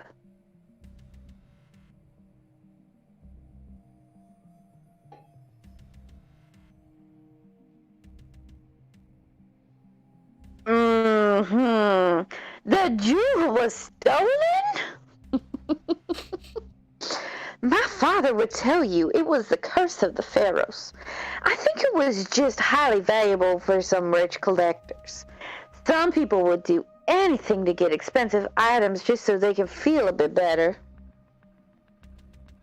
6? Can we ask about the location? Hold on, we have to get through 6 cards first. Harvey Griggs is the guy who ran away. Yes. Let Sarah do do her thing, because otherwise we'll lose the track of where we're up to. There is this middleman in town who deals in antiques, Harvey Griggs. He looks like a method. You should ask him some questions. He can usually be found at the antique shop in Notting Hill, unless you run him off, of course. Oh, you receive a phone call from Chief Officer Carter, number 39. We've just been informed that a body was found in the docks. The bloke named Harvey Griggs is in the docks. Right, hang on, let's pee. Yeah, so he took it and now he's dead. Problem solved. Everyone go home. He didn't take it, he's the middleman. So I still think the butler did it. he is in the drink. He was a collector with a recent interest in ancient art. This might be related to your current case. Find out who killed him, and if there are any connections between the theft and the murder, then report to me. Next up, the docks. So I guess we're done with her then.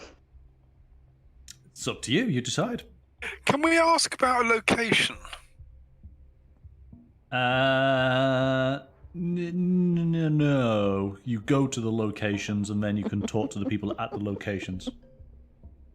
Okay, so I think we go to, because I'd be quite interested to know when her father got fired, but I don't think there's any way we can ask that. So I think we go to the docks. Yeah. I mean, we could ask her probably about her dad. Lorna is saying... Yes, you could ask her about her dad. Lorna is saying it's got a QR code, so it might be worth checking and seeing if it does trigger anything while you're still talking to her. Right, so what do you want to ask her about? What, the museum? Yeah, it might tell us when he was fired. Okay. Or it will do nothing. No, it says, are you sure you want to exit the interrogation mode and move to the museum? No. So we don't want to do that. Go to the docks. Okay, so we say goodbye to her. Let's go talk to Griggs. We go to the docks.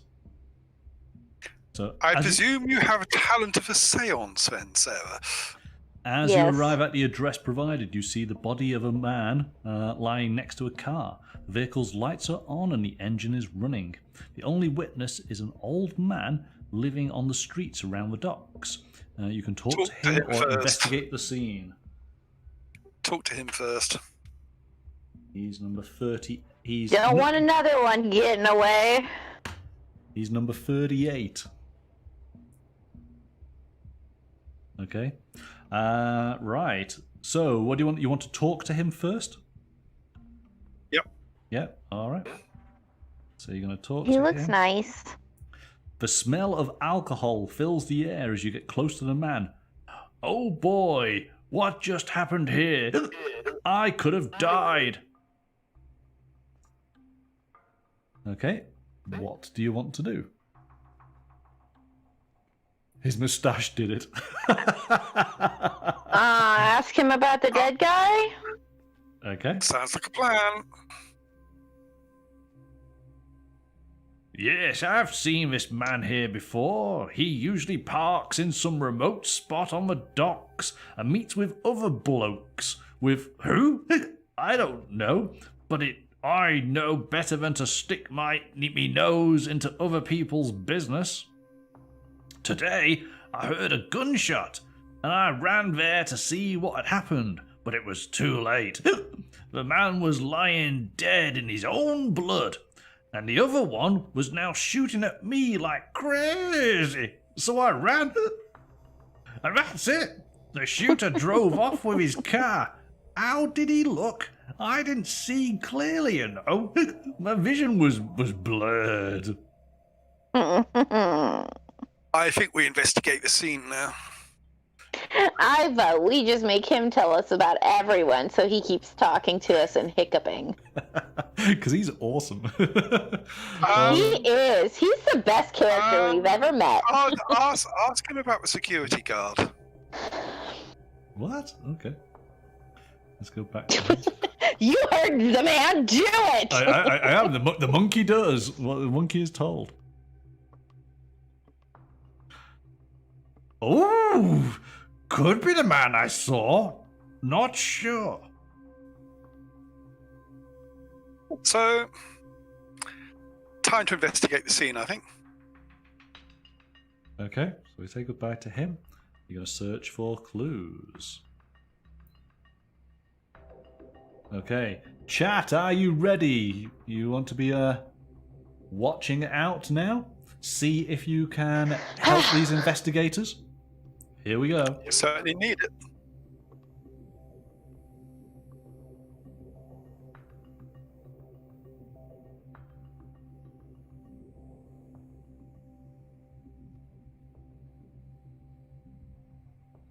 Well, there's what we need, so Yeah, how can about you we get them to come down, pick it up. It's a briefcase, phone, bullets, blood, the thing that we are looking for that we could just return to the case if somebody wants to touch it, the beer bottles, tire tracks driving away.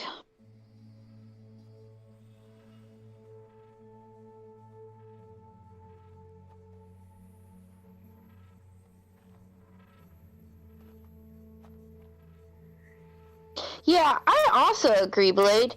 Like, if we ask the drunk man to tell us about the dead guy to see if he could be the one who did it, to We see if already asked him about the dead guy. That's when we got the story about him being shot. And no, like the original dead guy. the To original see dead guy if just he died. would say any man is the man, could be the man that he saw driving away. You know what I'm saying? I don't think so. I think we start by investigating the computer device. Briefcase. Well, yeah, either that or the mobile phone or the computer or the briefcase. So, So can we get the clue category of computer devices again? We scan for the scene. Communication device for sure. Communication device, good point. let's just take a look and see. I would say maybe we should do that one first, and then possibly briefcase. Communication devices. Anything else? I mean, there are bullets, there was the actual object there was probably blood, but let's be honest, he was shot. Cool, got There's it. also the tire tracks. So go through the categories again. Oh, gardening tools, melee weapons, animals, food. Okay, but just go through the ones that pertain to the crime scene. That's the thing is you've seen the scene. I can only go through this list, and you have to So decide. whatever briefcase would be under, whatever phone would be under. So phone is a communication devices, and I took out vehicles. So you're clothes, Yes. blood and organs, flammable objects, plants, liquids, footprints and traces. I think we probably need footprints and traces out. I'm not sure if that would cover tire tracks and footprints, but it's worth checking. Trash, bottles, signs and symbols, boxes and packaging. I mean, there are bottles everywhere, but I don't think that they would really help. Boxes and packaging may cover the briefcase. Okay. Medicine and drugs, toiletries and hygiene, decoration items, firearms, cords and restraining, tableware, photos and cameras, kitchen utensils, sports items, books, office materials, bedding, bags and fashion, jewellery. Bags and fashion, that'll cover the briefcase. Keys and locks. There we go. All right. What Bags and fashion. Do you want me to scan that First straight one, away? communication device we're looking at. You want to do communication first? Yep. Yeah, and then we'll investigate the briefcase next. The phone is still working. So we've found a clue. Okay. You want to do... So what? Bags and fashion. Yeah? Bags.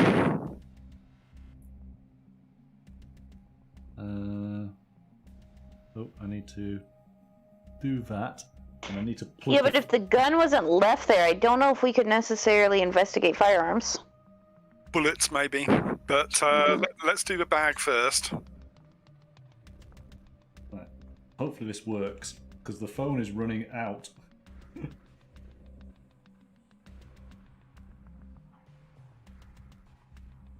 So yes, you were right on the bags and fashion.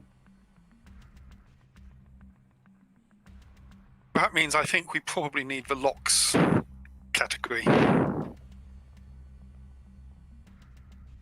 Yeah, we would need the lock. Yeah, alright, let me find that.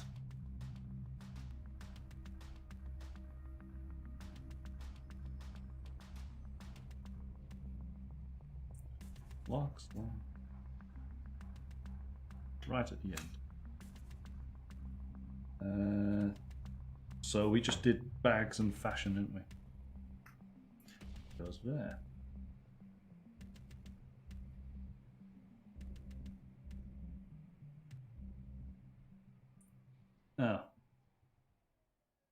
Oh, there we go.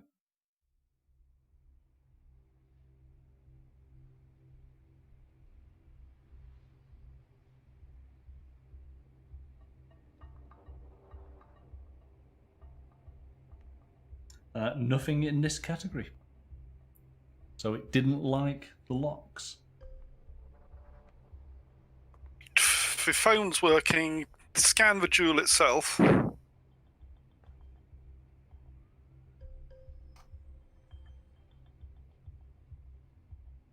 Because fingerprints, but don't touch it. We're not touching the jewel, though?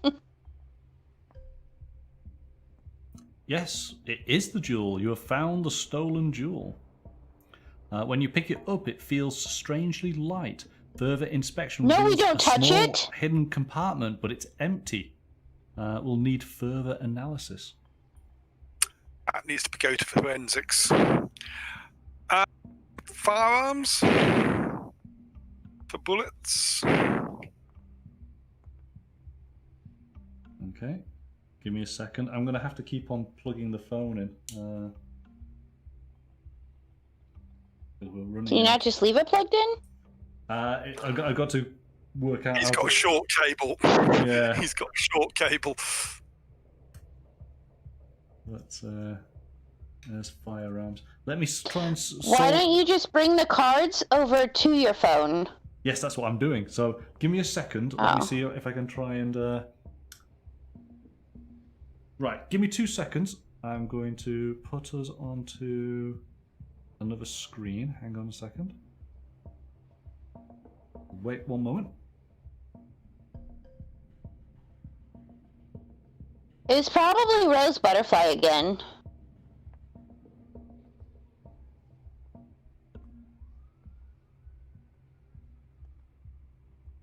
She had her first taste of crime, and now she wants more.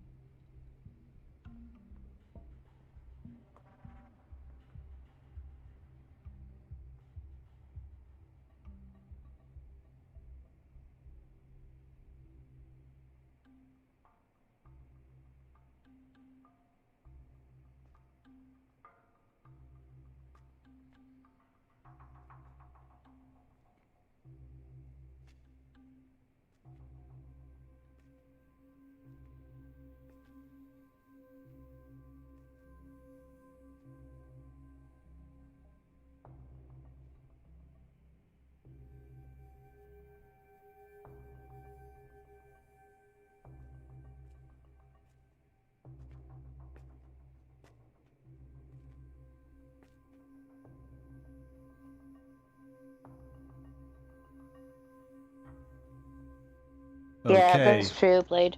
We should be back then, right?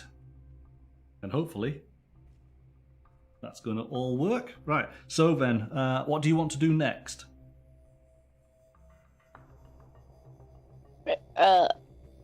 Briefcase?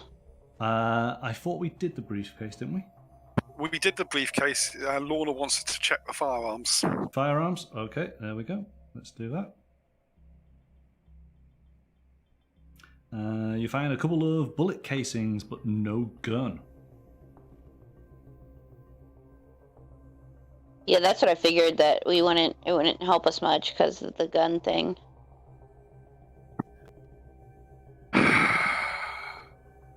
I say, did we look at the phone then? Have we looked at the phone? Phone. Have we sent it to the hacker? Not yet. So I suggest we hack the phone. Hack the phone. All right. So that was communication devices, wasn't it? So if we go to... There isn't anything else we saw in the scene that's worth looking at, is there? Hang on a second. We need to do the hacker. And then we need to do the phone.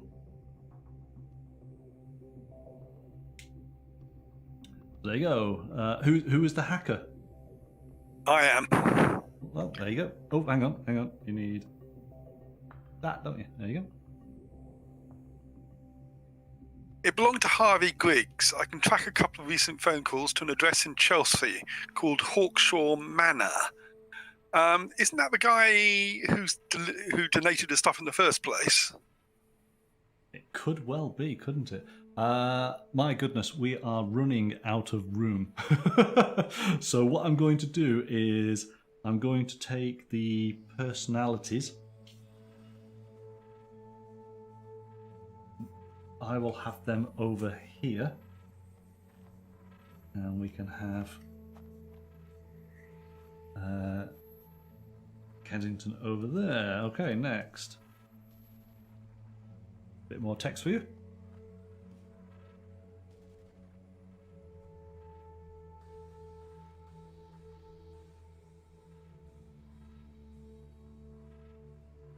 If you're talking, Amadon, we can't hear you. What's also interesting, the GPS shows that several times he'd been near a certain house in Lewisham. It can't be a coincidence. Right. Okay, so that Lewisham is these folks here, isn't it? So why has he been in Lewisham? Why is 52?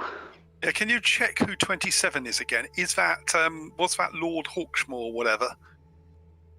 Oh, did I miss something then? Yeah, we got told that this. We got given a new location, Hawksman Manor or something. Yeah, I've got that. What this number 27? What was the guy who Will? Is that the guy? What was that guy's name? So hang on. The phone belonged to Harvey Griggs, number 49. He's the dead guy, and he made calls to Chelsea, Hawkston Manor. Yeah. So what I'm asking is card F. Yeah. We don't have card F out. We do. Yeah, we got it on the right hand It's over side. here. What I'm asking is, what was the name of the guy who originally donated the stuff to the museum? This guy, number 27. Correct. But we haven't. Yeah, seen... what's his name? Oh, I don't know. We need to know what his name is, because what I'm wondering is, was he somebody Hawksmoor? I.e., is he related to that manor in Chelsea? Okay, so... Yeah, I felt like they told us his name, but we never remembered it. Well, okay, so... Because you were all like, he's dead, he's not important to us. Well, yeah.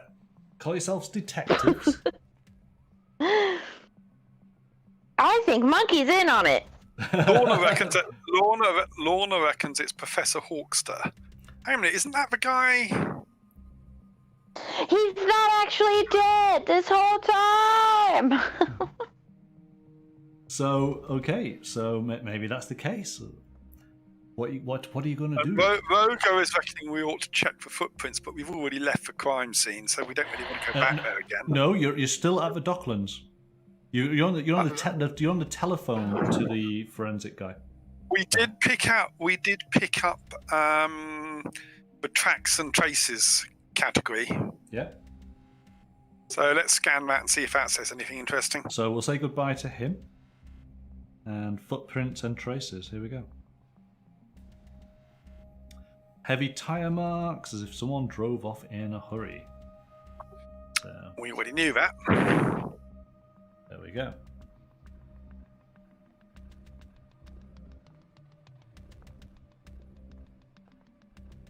All right. Next, what do you want to do? I mean, I guess go to, I don't know.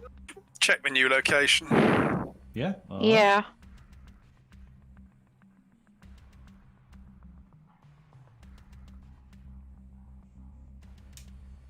Battery power at 14%. Whoa. Oh gosh, what noise was that? Probably your phone telling you that it's at 14% power. Oh, did that come down on the screen? Could you see that? Yes, I'm constantly plugging Yeah. it in and out.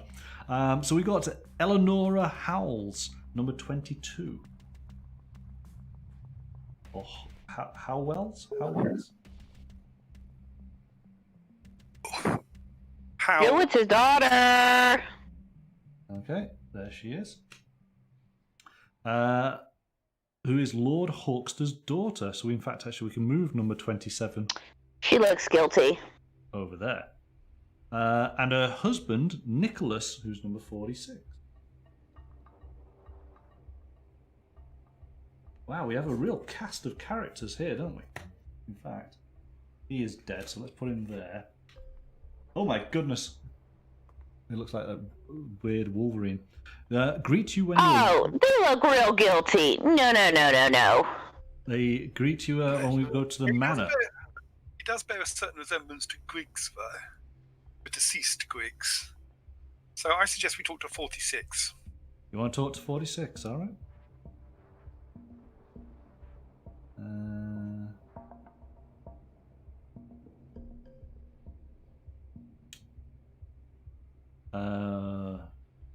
May I know the reason for your visit?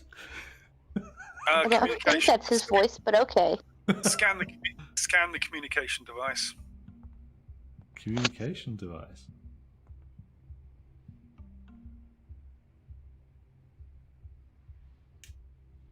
Harvey Graves kept bothering us with his calls. He wanted to know if we had anything else to sell. We do not.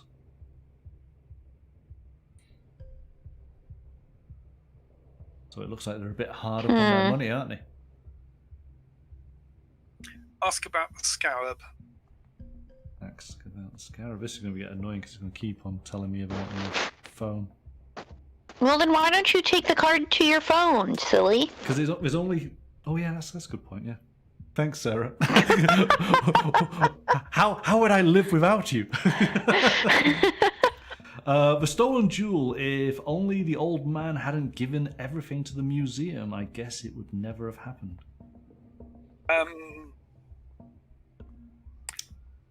There's no way we can ask about the hidden compartments because we would have done the thing.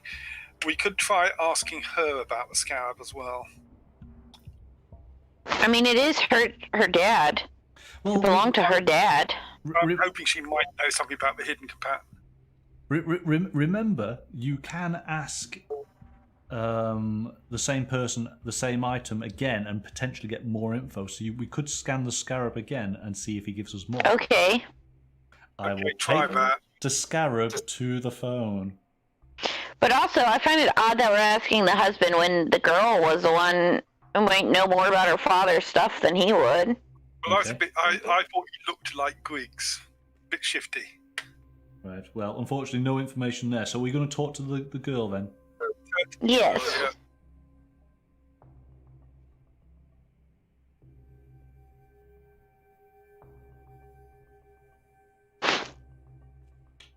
The woman tries to avoid eye contact and asks you to talk with her husband only.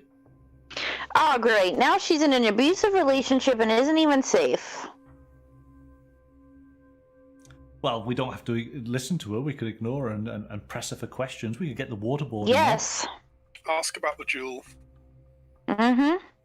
We are people of the law here. We demand to ask. No. Right. So no, we're not actually talking to her. She absolutely will not talk to us. All right, get the handcuffs out. Think what? Sorry. Get the handcuffs. Get the handcuffs out. Yeah, we don't actually have handcuffs. It's a bit of a shame. We don't Because we have to arrest her. we don't have a gun either. Yeah, scan her again. Scan her again. I think is one of these guys, if a criminologist or the scientist or somebody, going to be able to open the briefcase? Well, this is it. You can find out. You can ask. You can. So we got. I think we asked probably the criminologist to open the briefcase. So, Actually, Lorna said he probably signed. So we got the doctor, the hacker, scientist, and the criminologist. So I think it's going to be either the scientist or the criminologist who might be able to open the briefcase. Why wouldn't the hacker be the one to open up the briefcase? Hackers don't deal with nasty physical blocks. the scientist does physical. Yeah, evidence. Lonar. That's what I was thinking. Use rock. Yeah, do check the scientist. Okay, so you're going to give the scientist a call.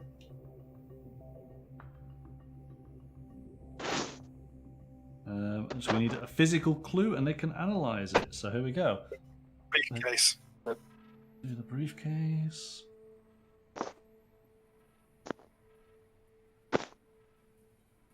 Sarah, over to you.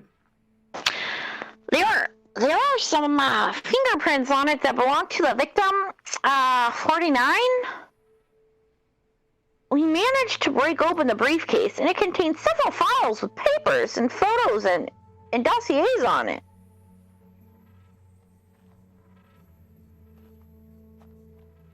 Interestingly, on one of them is written the name Cunningham. The file contains photos of several different antiques that were stolen over the years, with descriptions and black market prices. The last one is a photo of the jeweled scarab. Aw, snap. So now we ask him about this stuff. Before we run off from her, bullets. I have a firearms check.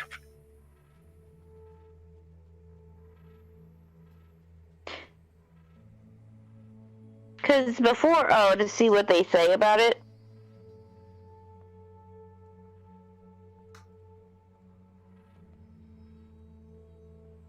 A few casings, they're 12mm bullets from an old pistol. There are no fingerprints, of course. Never heard of a 12 mil. Yeah, that's interesting. You want to ask him about the briefcase, please? That blade mark suggesting scan the scarab. So get her to give us some information on the scarab, because she does physical evidence. Let's do that. Okay. I guess.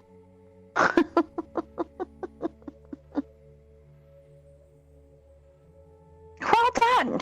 You have found the stolen artifact. It's definitely the ancient jewel scarab that belonged to the hucksters and then to the museum.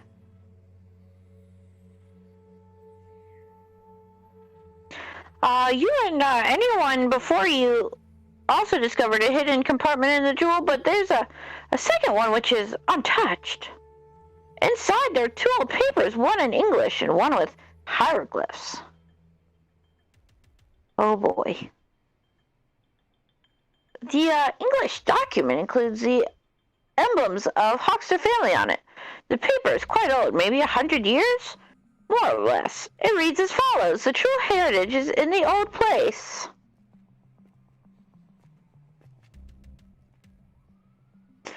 As for the hieroglyphs, I can't decipher them, but keep those close if it can help.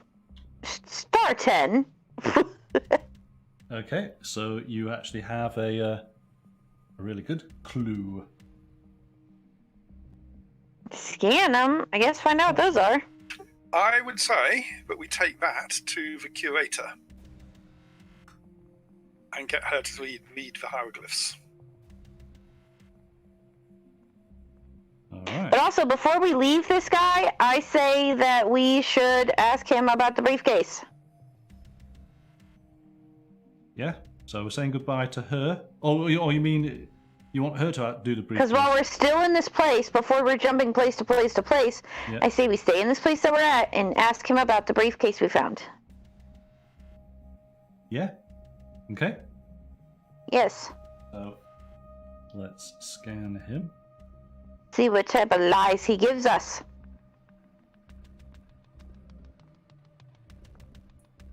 And you want to ask about the briefcase. Go.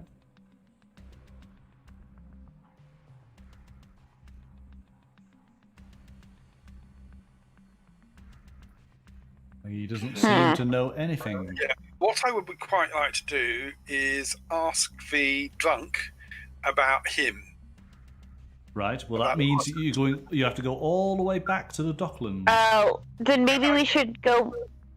Yeah, I mean, we got two things. We can either go and ask him about thing, or we can go and ask the curator about the hieroglyphs. I say we do the hieroglyphs, because if he's just having drunk blurred vision anyways, that doesn't seem that reliable of a source. All right.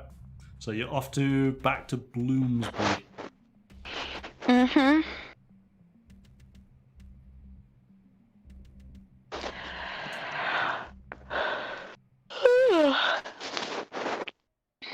All right. And so you're going to scan her, because we're talking to her first. There she is. And you want her to read Of course, ask me anything. the hieroglyphs. So there you go, Sarah. There's some text. Wow, these are interesting findings. Could the true heritage be the lost treasure of the Hawksters? An old story says that Lord Hawkster's ancestor brought back many more things from the colonies and hid them because it was not really legal to do so, you see.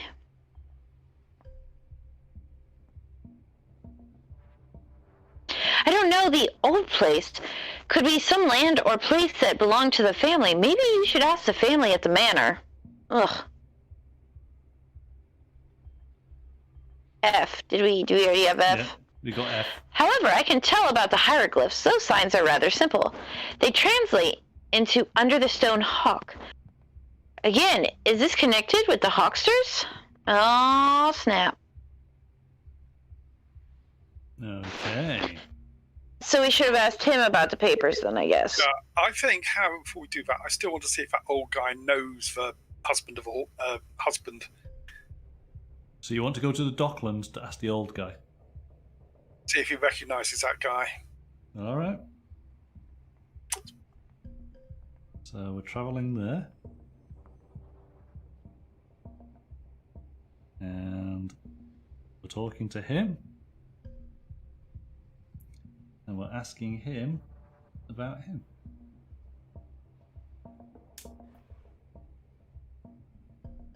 Very helpful. Yeah.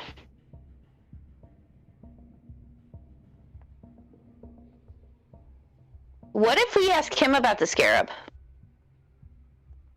I don't think he's going to know. Oh, you can ask. I mean, at the moment, I'm thinking the security guard stole the stuff and gave it to Quigley, and then the husband knocked him off to get the scarab in the hopes of finding where the Hawkster's treasure was.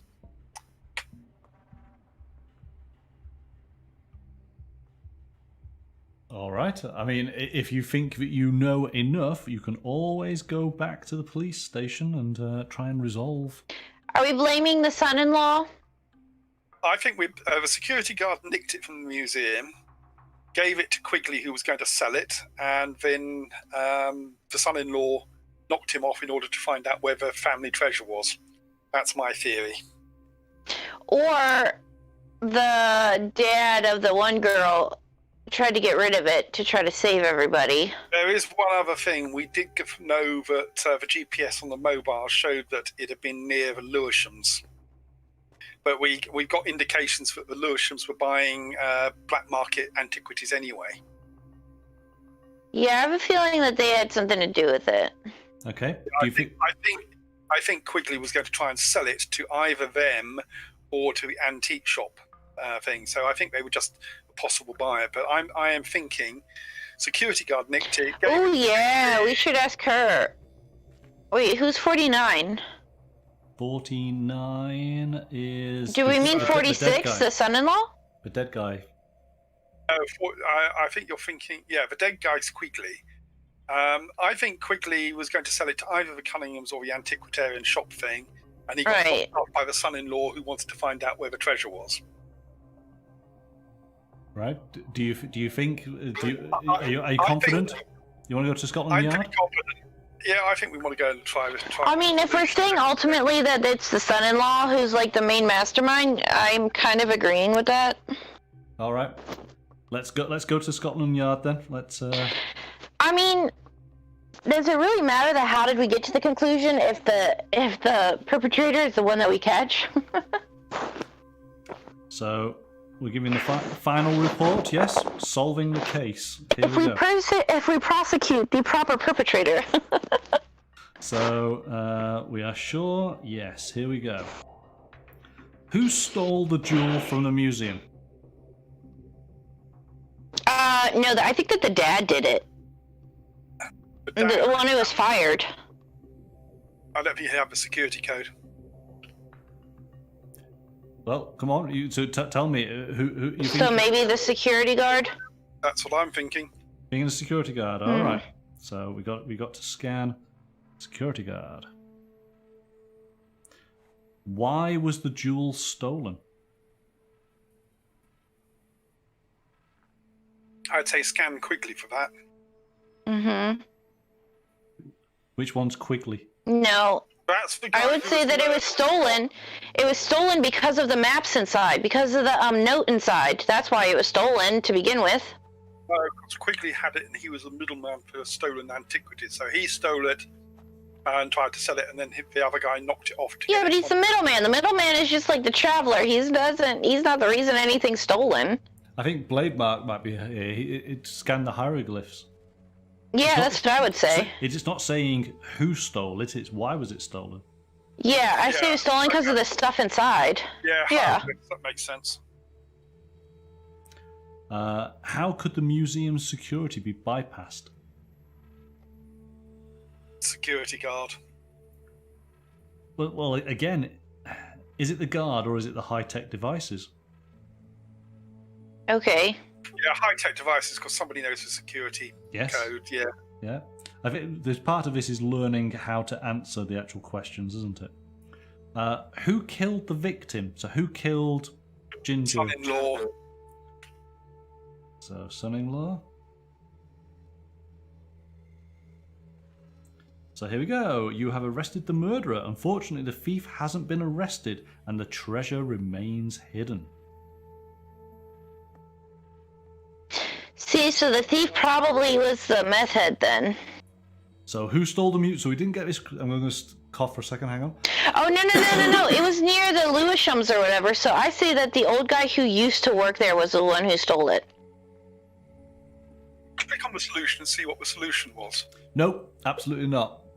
Because potentially we could do this one again. So you're going to have to just accept the fact that you scored 70 out of 100. Okay. Yeah, but we got the murderer, so there's that.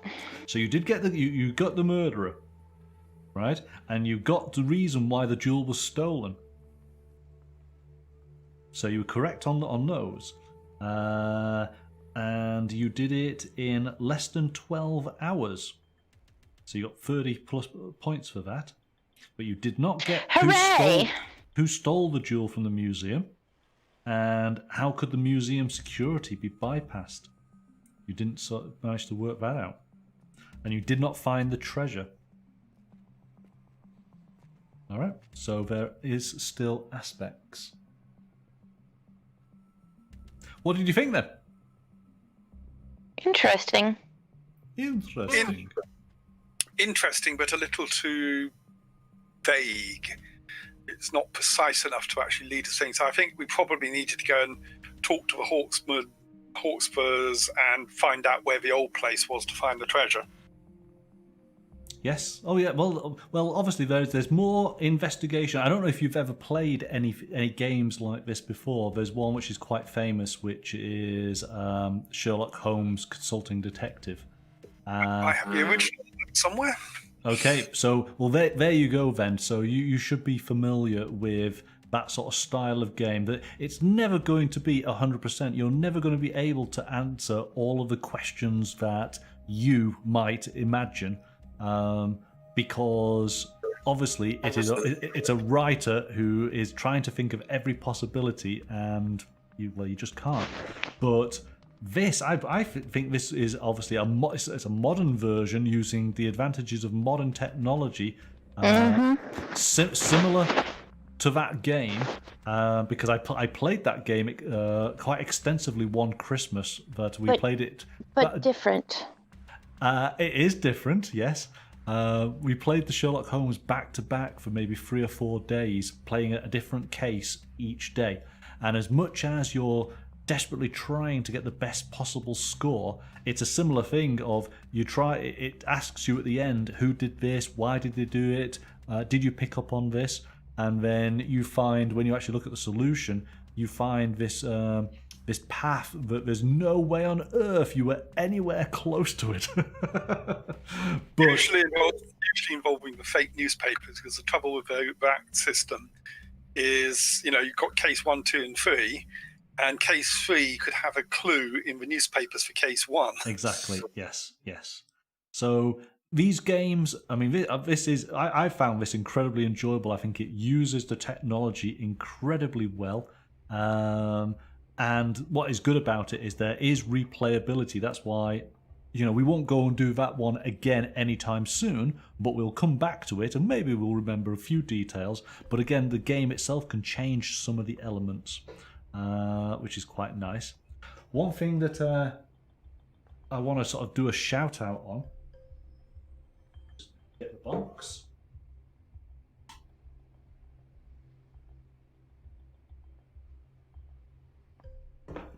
So if you remember, Lucky Duck sent me the 2 expansion packs.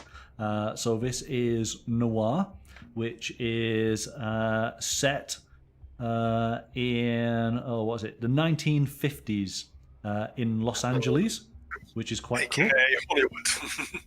And then this is Welcome to Redview, which is set during 1985 in small town USA. So we got 2 differently themed expansions, which each have 4 scenarios. So there's plenty of game material. But what's clever? So we've got nice boxes here. And then this is the core box. And look at how they have already planned in the core box for the 2 expansions. Here's Noir, here's Redview. And your cards just drop on in. But look at this. There's a protector screen. Well, I've opened it the other way, haven't I? And this keeps to your cards. Keep them from going everywhere. How clever is that? It is. That's really nice for travel. So obvious. Right? And then everything else goes on in here. So here's all of our maps and locations. One of the expansions has some dice. So there's a place for the dice. There's a place for the counters. But the one thing that I didn't share with you tonight, which I have not tried myself yet. Hang on 1 second.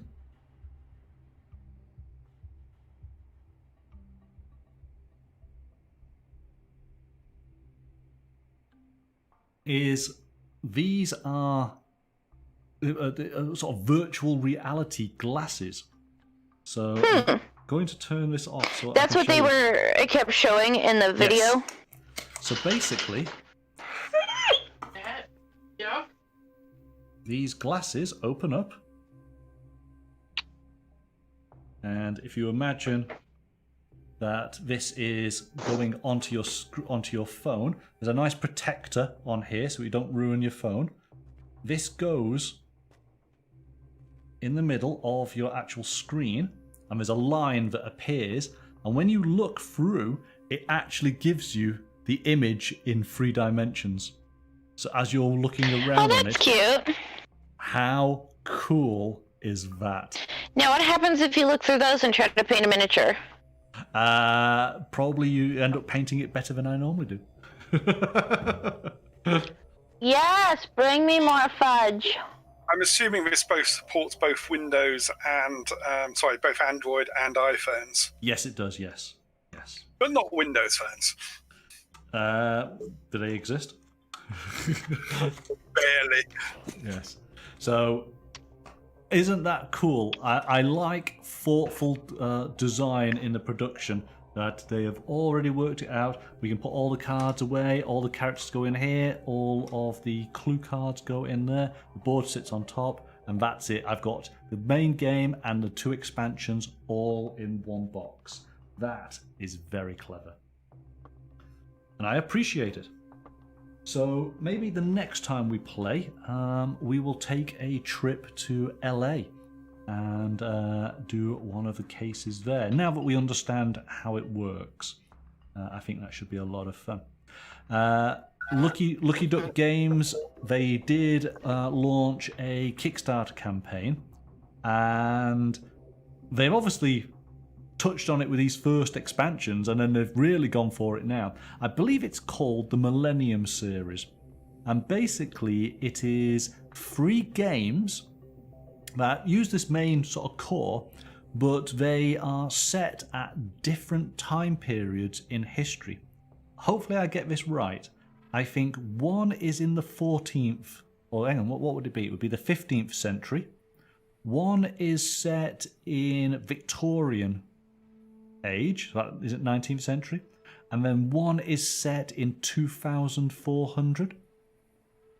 So, you know, the idea of some sort of crime being committed and some sort of detective having to go and solve it kind of works across any time period, doesn't it? Yeah.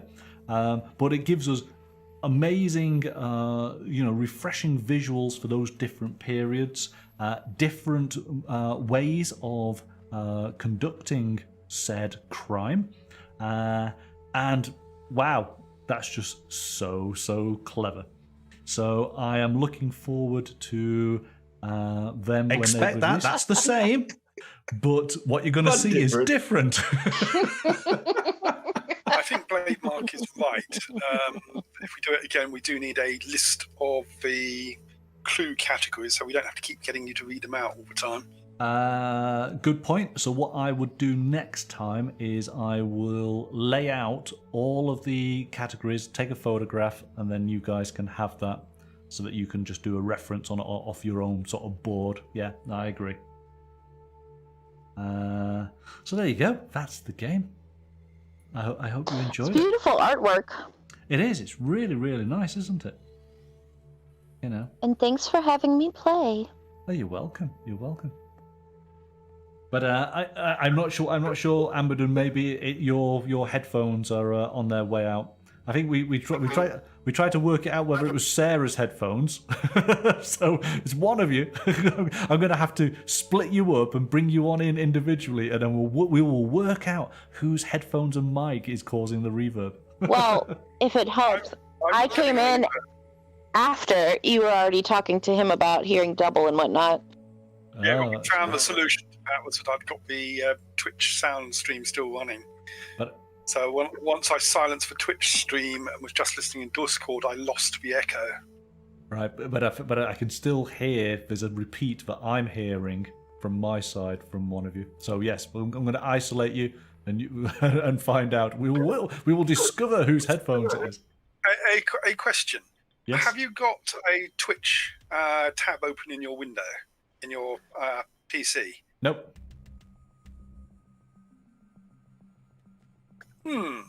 No, because I don't need it from my side. I should just be listening. Yeah, I'm just listening to YouTube directly from Discord. So I don't see how it can be coming from me because I've got my push to talk. So if you're hearing an echo when I'm not speaking, we'll work it out. We'll work it out. We're all detectives now. Right then, so there we go. My goodness, what time is it? Oh, if it involves cake, I'll solve it. No, you don't want to have cake. Haven't you learnt that cake is not necessarily a good thing? I'm saying if there's cake involved in the crime, then I'm going to solve the crime. Well, so this one was the easy. Remember, this was the easy case. What? Yeah, can you imagine if we'd gone for the medium or the hard? Well, I mean, if everything was like the cake one, then it would be like, oh, okay. Yeah, it's got a bit more substance to it. I wonder. Interesting. Yeah, I think it's the security guard has definitely got something to do with it, hasn't he?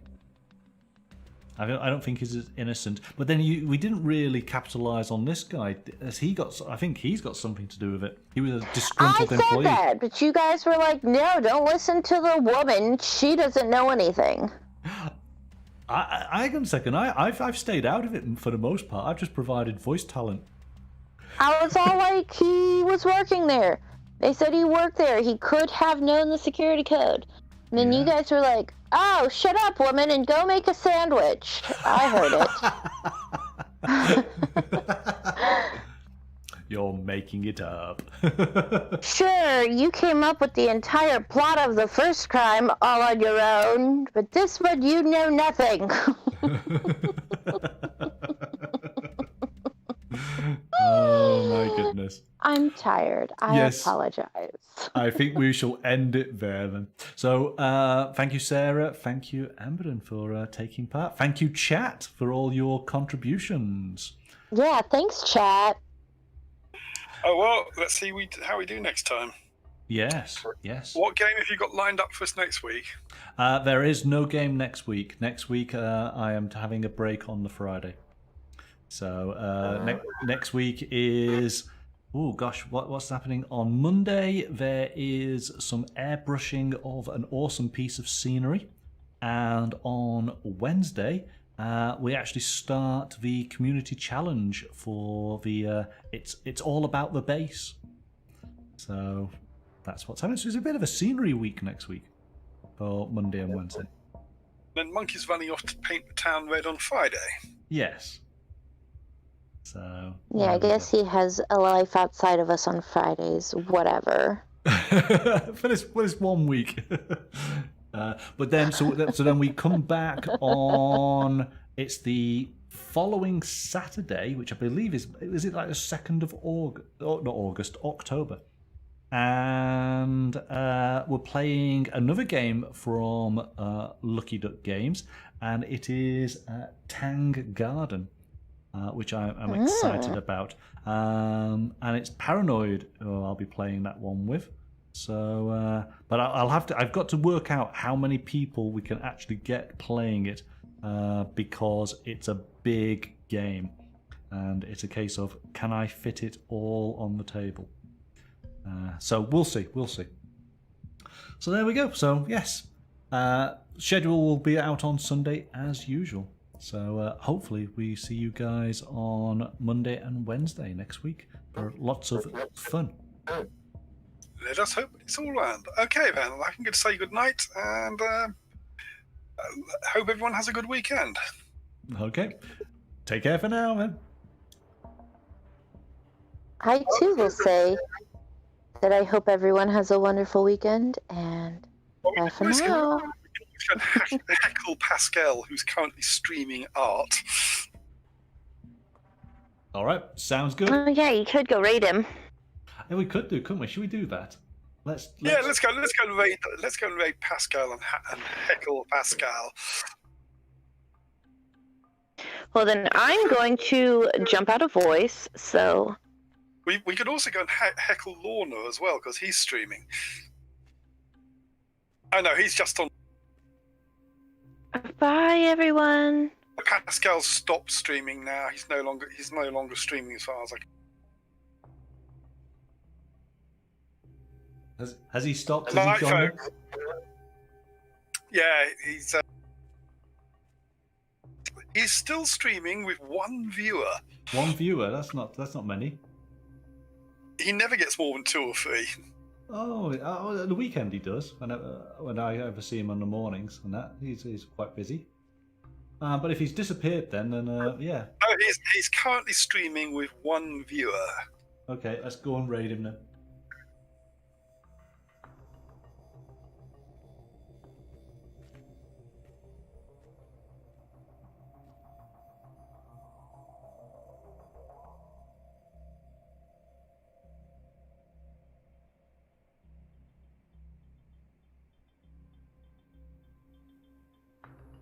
All right. Thanks very much, everybody. And Enjoy your weekend, and I'll see you on Monday. But until then, bye for now.